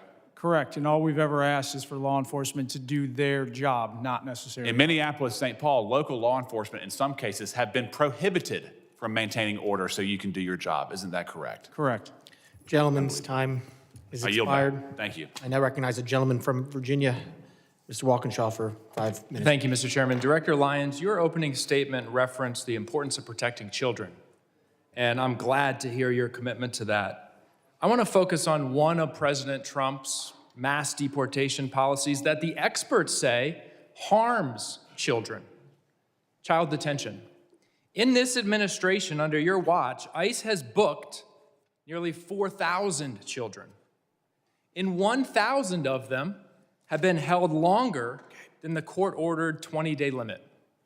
Recently, ProPublica obtained handwritten letters and drawings from children detained by ICE. These are letters from children describing what it feels like and what it does to them when the government locks them up. This is Ariana. She's 14 years old, detained for 45 days. Since I got to this center, all I feel is sadness and mostly depression. This is Mia, 7 years old. I don't want to be in this place. I want to go to my school. This is Scarlett, 17 years old. I feel very bored and overwhelmed because I am locked up. This is Gabby, 14 years old. I feel so much sadness and depression of not being able to leave. This is Maria, 9 years old. Me and Dilly am not happy. Please get me out of here. This is a 12-year-old going to the doctor, and the only thing they tell me is drink more water. The water here is what makes people sick. And this one got me, Mr. Lyons, because this is a 5-year-old, Luis Annie. My son's 5. He can't write many words, but he can communicate through drawings like this. This is a picture of Luis Annie's family. And you might be able to see that none of the faces are smiling. Child detention is not required by law. You know that. It's not the only option available, and it's not effective. We know that community-based alternatives can ensure compliance with proceedings without traumatizing these children. Yet, you continue to detain and hold children for weeks or months, depriving them of school, stability, leaving them afraid, sick, and confused. And one of the key reasons for your mass detention, including the detention of Liam and his father, is to pressure people to give up their legal opportunities and pathways to remaining in the United States. Liam's father was following the rules, following the legal process with a valid claim. Let me be clear. No child, not Liam Ramos, not Gabby, or any of these children should be used as pawns in Stephen Miller's sick and twisted Great Replacement agenda. Mr. Lyons, in 2025, the British Journal of Psychiatry analyzed all of the data on the impact of immigration detention on children's health. Have you read that study and analysis? No, sir, I haven't. You're the director of you are not familiar with that literature. No, sir. You could tell me, I'm sure, chapter and verse on the tactics and the equipment that your agents use, military-style equipment across the country in American cities, but you don't know anything about the literature of the impacts of your policies on children. You haven't read it. No, sir. The Flores Agreement, I'm sure you know that, sets a 20-day limit on detaining children. You and the Trump administration are trying to terminate that agreement. How long would you like to hold children? 20 days, 40 days, 60 days, 100 days? What's the right number, Mr. Lyons? So we wouldn't like to hold any children. We would like to remove that family unit together safely and humanely and as quickly as possible. Thank you. Since you haven't read the literature, let me tell you what it says.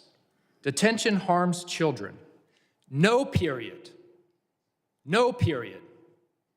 Not 20, 40, 75 days that you're holding children can be deemed safe. All detention of children has adverse impacts and is profoundly detrimental. Your policies are profoundly detrimental to children. I yield back. Gentleman yields back. I now recognize the gentleman from California, Mr. Fong, for 5 minutes of questions. Thank you, Mr. Chairman. Thank you all for those who are here testifying. I want to thank you to you and your teams and your personnel for what you do. Commissioner Scott, you mentioned in your testimony, national security cannot exist without effective border security. Couldn't agree more. Everyone on your teams are doing tremendous work under difficult conditions, and I want to thank you all. I do want to ask and dive in a little deeper as a Californian on the dangers and the consequences of these sanctuary policies. Director Lyons, I was in the state legislature in 2017 when sanctuary state policies were put in California. I opposed SB 54 because at that time, and everything has proven to be true, it was outlined that the impact on ICE and Border Patrol agents was that there would be reduced information and access, agents would be conducting higher risk enforcement operations, and that there would be operational constraints when it comes to limiting cooperation between state and local law enforcement. I wanted to get your perspective, Director Lyons, and I'll go to you, Commissioner Scott, as well. Can you give specifics on how these sanctuary state policies impact your operations in real time compared to non-sanctuary operations? Well, sir, for ICE, what I would I'll refer back to what we talked about earlier in my testimony, the fact that when state or local or county agencies don't cooperate with Immigration and Customs Enforcement, it forces us to go back out to the community, which we don't want to do. It also increases the number of assets we have to put towards that arrest.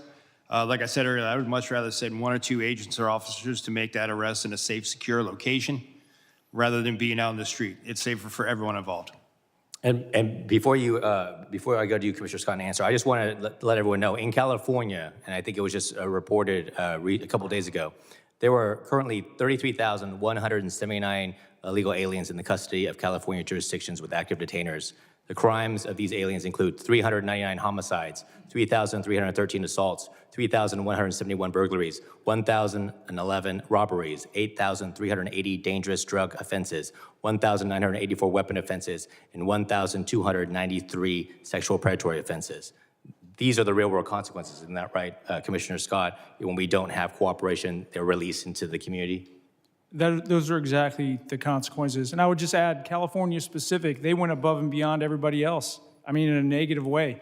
They prohibited state and locals when they saw a crime taking place in front of them from sharing that information with us. San Diego, for example, right after that law was passed, a highway patrol pulled over a U-Haul van, and it was a smuggling event, probably a human trafficking event. A Border Patrol agent just happened to roll up on it and found out, luckily. But that highway patrol was disciplined and actually investigated internally, and that sent a chilling effect across the entire state of California, that not only can you not actively help us, you couldn't even pass information to us in a normal course of duties. Border security law enforcement's a team sport. We need to be working together, not against each other. Now, can you explain what would have happened, and I think you alluded to it, but what would have happened prior to that if there was local and state coordination with federal law enforcement? On a daily basis, especially along the southwest border, and let's not forget, and the coast, because we have boats coming in, when a state or local agency would see illegal activity that they could take action on, and then they saw a federal crime, they would contact us. It happened all the time, and that completely ceased to exist when SB 54 was passed. And these crimes, of course, as you mentioned before, if you go into specifics, I mean, this is trafficking, both humans and drugs. This is rape, assaults. I mean, anything, you're telling me that if any of those crimes occurred, if right now in California, if someone witnessed it, if a state law enforcement or local law enforcement witnessed these crimes being committed, they could not notify you? They have some felony exceptions, but in most cases, you don't know until you start asking questions if it's just a smuggling event or a human trafficking event. Until you actually pop the trunk of the vehicle or the back of the car, you don't know what commodity is back there, if it's people or something else. It put a chilling effect beyond the actual written language on any kind of cooperation in the state. Well, I want to thank you for that. Yes, there were some exceptions when it comes to felonies, but someone who lives in California and was there for the discussion and debate, everything we warned about when it came to sanctuary state policies and the consequences to our community and the consequences to public safety, they have come true. And that is sad and unfortunate, and we need to undo those policies. So I want to thank you all for your leadership and testimony and your work. Thank you, and Mr. Chairman, I'll yield back. Gentleman yields back. I now recognize the gentleman from Louisiana, Mr. Carter, for 5 minutes of questions. Mr. Chairman, thank you very much. And to our witnesses, thank you for being here. What we've heard today and seen play out in the streets of this nation for the past year, straight out of the Trump administration's fascist playbook: cheat, murder, lie about it, practice the art of mass distraction. The American people are not happy about this. This administration's officials are sitting before us. 2 people are dead. I understand that there's an investigation and you cannot go into the details about that. But there certainly appears to be no shame on the part of these officials who've undoubtedly watched some of your officers conduct themselves in ways that I know you don't condone. Not as law-abiding people, right? So I got to give you the benefit of the doubt. And I can't understand why you show no shame, no contrition, no remorse for the human lives that have been lost, or for the trampling of the Constitution and the tearing apart of the moral fiber of our nation. They think, apparently, you think, apparently, you've been coached, apparently, you've been called out of the room with a forced break to be told to be more aggressive, to push back against questions. The American people saw that happen. The American people watched as you all looked at each other. Oh, I didn't ask for a break. And clearly you were called in the back to be coached. A halftime locker room pep talk. This isn't a game. These are people's lives. We should all be, you should be, your officers should be held accountable that no one is above the law. No one can evade the Constitution. No person can evade what is right, even though you think that Donald Trump will protect you, and maybe he will for now. But there will be a time that you have to answer these questions. And while you have worked on many administrations, and it's been asked, you worked on different administrations, what's different? I'll tell you what's different. The approach of how you conduct it, your search and seizure. The reason there were so many others and there were not riots was because people were not being trampled. You had trained officers who knew the art of de-escalation. They understood the rule of law. They understood the Constitution. Yet now we continue to hear lies. Last year, I took members of Congress on an oversight visit to ICE facility. We were told certain things that turned out to be patent lies. They told us things that we witnessed within moments of being there to not be true, yet we continue to hear you and some of my colleagues suggest, don't believe your eyes, don't believe your ears, just trust us. Well, the American people can see. And this notion that Democrats don't want enforcement, those are talking points that are wrong. We want rapists and murderers off the street. We want the bad, the worst of the worst, to be arrested and to be deported if they aren't supposed to be here.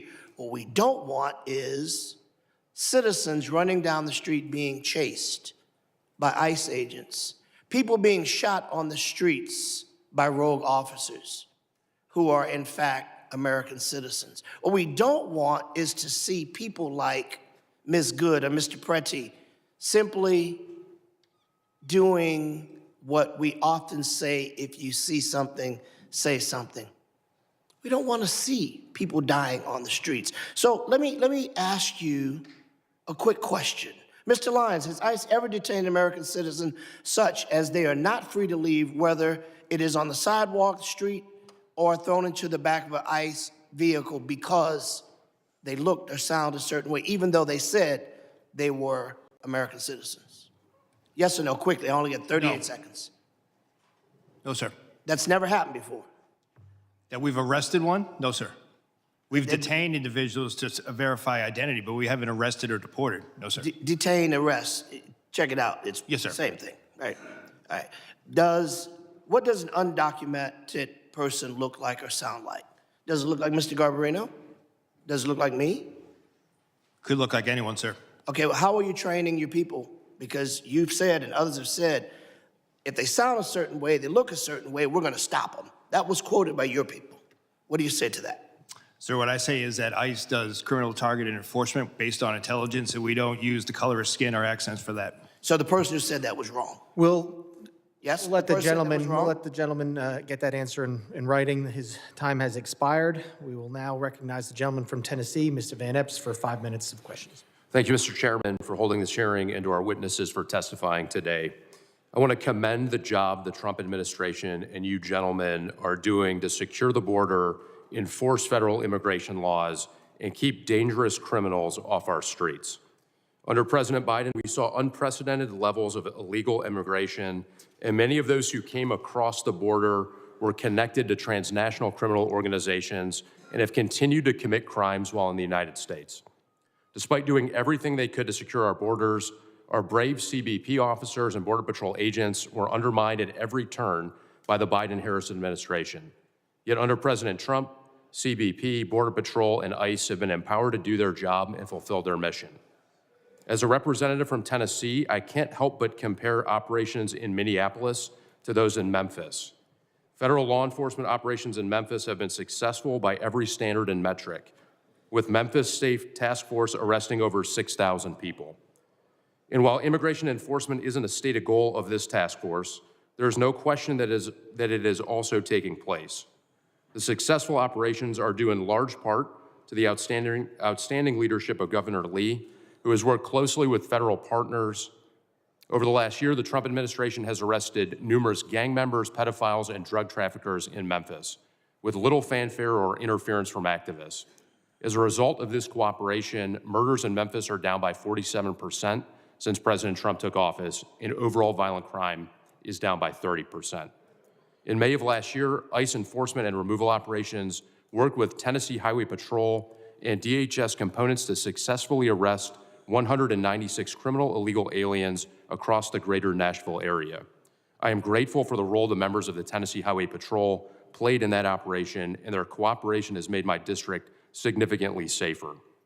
Since then, over 56 partnering agencies are working together alongside ICE to keep Tennesseans safe.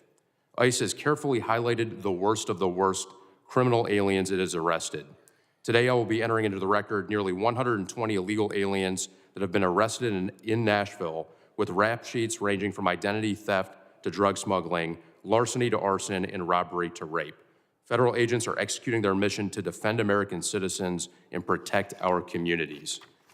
The major challenge we've seen in Minneapolis and similar cities are directly caused by sanctuary city policies and the refusal of local leaders to enforce the law, preventing local law enforcement from working with ICE.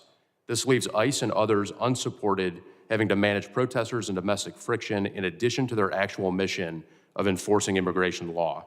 Local law enforcement is crucial to facilitate the mission. Director Lyons, contrast ICE's experience in Minneapolis with other cities around the country, including Memphis and others, that have agreements to work with ICE. What can successful partnerships with local law enforcement and other partners look like? Sir, thank you. I would say that Memphis is a prime example, and I have to give credit to the U.S. Marshal Service that's leading that operation. Homeland Security investigation agents are out there every day with the men and women of Tennessee Highway Patrol, Memphis Police Department, and the reduction in crime has been significant. But if you look across the country, almost in every state, we do have cooperative jurisdictions. If you look at Texas, we have outstanding cooperation. You don't see any riots or anything like that. You see side-by-side law enforcement working together as it would be. If you look at the state of Florida, state of Oklahoma, state of Louisiana, all across the nation, we do have that. And what it is public safety. Thank you. Next, I want to commend the Trump administration for locking down our southern border. A year ago, it was a highway for illegal aliens and illicit materials. Today, it is secure and closed. Commissioner Scott, as Congress and the Trump administration enabled DHS to secure the southern border, how are cartels and other criminal organizations adapting to effective border enforcement? They're going to continue to push back. I think some of it is in these protests, because if we can shut down interior enforcement, that allows them to basically market their goods, if you will, to smuggle people in. And they need those people to be distractions, because without it, they have to start digging $1 million tunnels. Without it, they have to spend a bunch of money on drones, which we're countering. But without it, they have to go out into the ocean where they stick out like a sore thumb. And we're increasing our radars on the West Coast and increasing our air coverage. Basically, it affects their bottom line, and it makes it harder and harder for them to bring their poison and anybody that wants to threaten this country that's willing to pay them here. Thank you. Mr. Chairman, I move to submit for the record a list of DHS worst of the worst in Tennessee, 3 quotes from Tennessee's 7 sheriffs supporting ICE, and 5 news articles germane to the hearing in Tennessee. And sir, I yield back. Without objection. Gentleman yields back. I now recognize the gentleman from Texas, Mr. Green, for 5 minutes of questions. Thank you, Mr. Sorry, Mr. Chairman. Can you hear me now? Is it? The microphone right there. Well, will you give me a moment to get a bit closer, please? Thank you, Mr. Chairman, and I say it sincerely.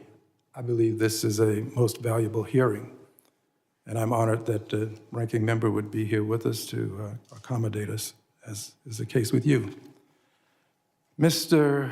Lyons, is it true that you have a criminal justice degree, a bachelor's degree in criminal justice? Yes, sir, it is. Is it also true that you have a master's degree in criminal justice leadership? Yes, I do. And would you, as a professional with 2 degrees in criminal justice, indicate to us that if an officer commits murder, that officer should be prosecuted? Sir, any law enforcement misconduct needs to be investigated and prosecuted. Investigated and prosecuted. And have you seen the widely published video of the killing of Mr. Alex Preddy? Yes, sir. And sir, my assumption is that if I ask you whether this was an injustice, you would say you cannot comment because of an ongoing investigation. Is that a fair statement? Yes, sir. And what is the rationale for not responding to an ongoing investigation? Sir, I don't want to impede or prejudice the investigation. No, not this one. Any, in your profession now, but any investigation. What's the rationale? Not this one, any. Same for any investigation, sir. I don't want to. You would not want to. I don't want to bias or put my finger on the scale of any investigation. You not. What's the rationale for your not testifying about it is my question. I don't understand your question, sir. What does the law say? What is the rationale? What harm would it do if you testified? Because I don't have the full facts of the case yet, sir. Exactly, that's what I expected you to say. You don't have the full facts, thank you. And I assume you would agree with this, Mr. Scott, is this true? Yes, sir. And Mr. Edlow, you would agree? I assume so. I'm not a professional in law enforcement. Well, but you're a professional person with a degree of intellect such that you can comment on whether or not. Well, I certainly would not comment on anything. Not a specific case. We're talking about now any case. Would you agree that it would cause harm for you to testify before there's an investigation? Certainly, without having all the facts. All right, surely you would agree. Which brings us to Secretary Nunn. Secretary Nunn accused Mr. Preddy of brandishing a firearm while wishing to inflict harm on the officers. Secretary Nunn, same rules that apply to you apply to Secretary Nunn. Accused this gentleman, Mr. Preddy, of brandishing a firearm.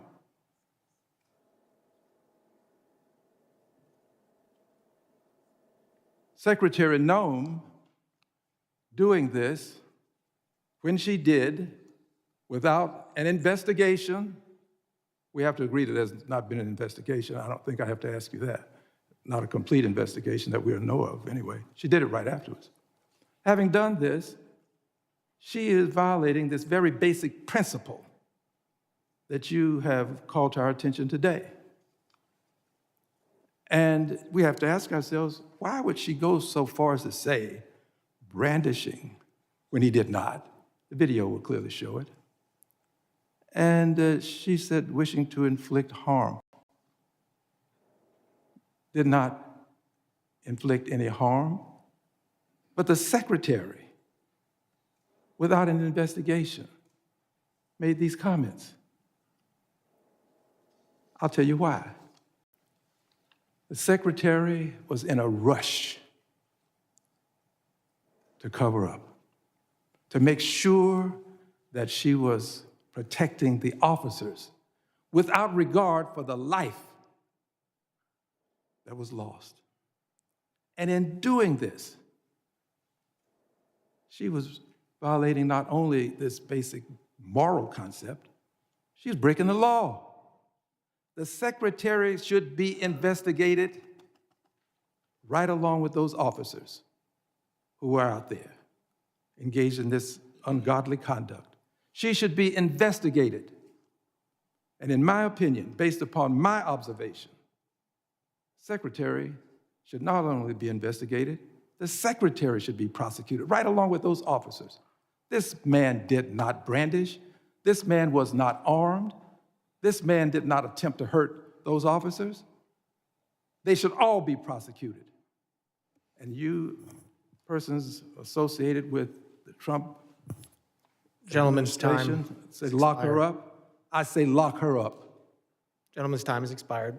I now recognize the ranking member for UCs. That's correct, Mr. Chair. Mr. Chairman, I ask unanimous consent to insert two statements for the record. One submitted by the Refugee Council USA and the other from the Baptist Joint Committee on Religious Liberty. Without objection.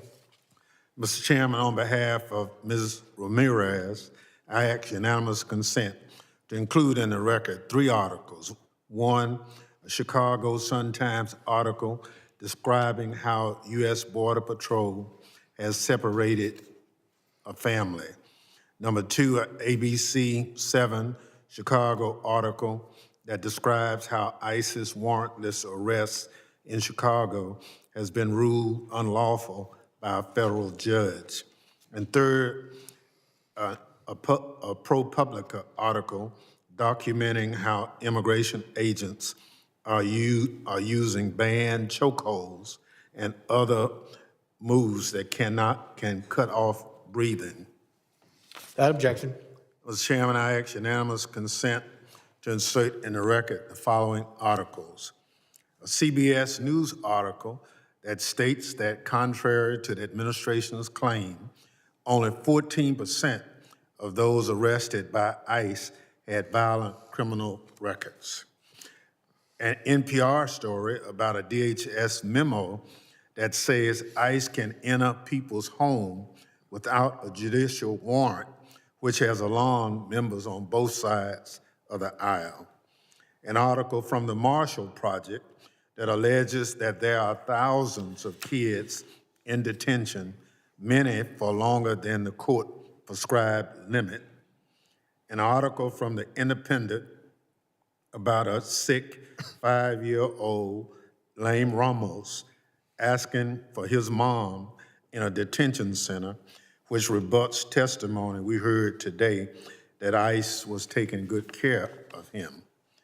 A report from the Center for Election Innovation and Research updated this month that found that non-citizen voting is rare and allegations of the practice are a result of misunderstandings or fabrication. An article from the AP, which highlights that federal authorities are monitoring and tracking individuals who criticize immigration enforcement operation. A report from the Brennan Center titled, ICE Wants to Go After the Sinners as Well as Immigrants. A report from The Guardian that describes the terrible condition in ICE facilities and that ICE denied urgent medical care to a 10-year-old. Without objection. I want to thank, gentleman kneels back. I want to thank the members, or the witnesses for being here tonight, and all the members for their questions. Members of the committee may have some additional questions for the witnesses, and we ask that the witnesses to respond to these in writing. Pursuant to Committee Rule 7E, the hearing record will be held open for 10 days. I want to let the audience know that please still be seated while the witnesses and their teams leave. Without objection, this committee stands adjourned.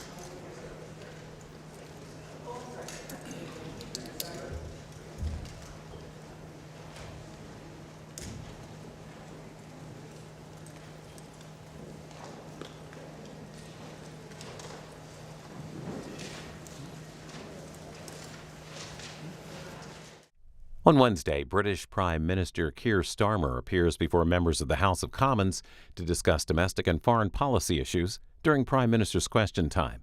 Watch it live from London starting at 7 a.m. Eastern on C-SPAN 2, C-SPAN Now, our free mobile app, or online at cspan.org.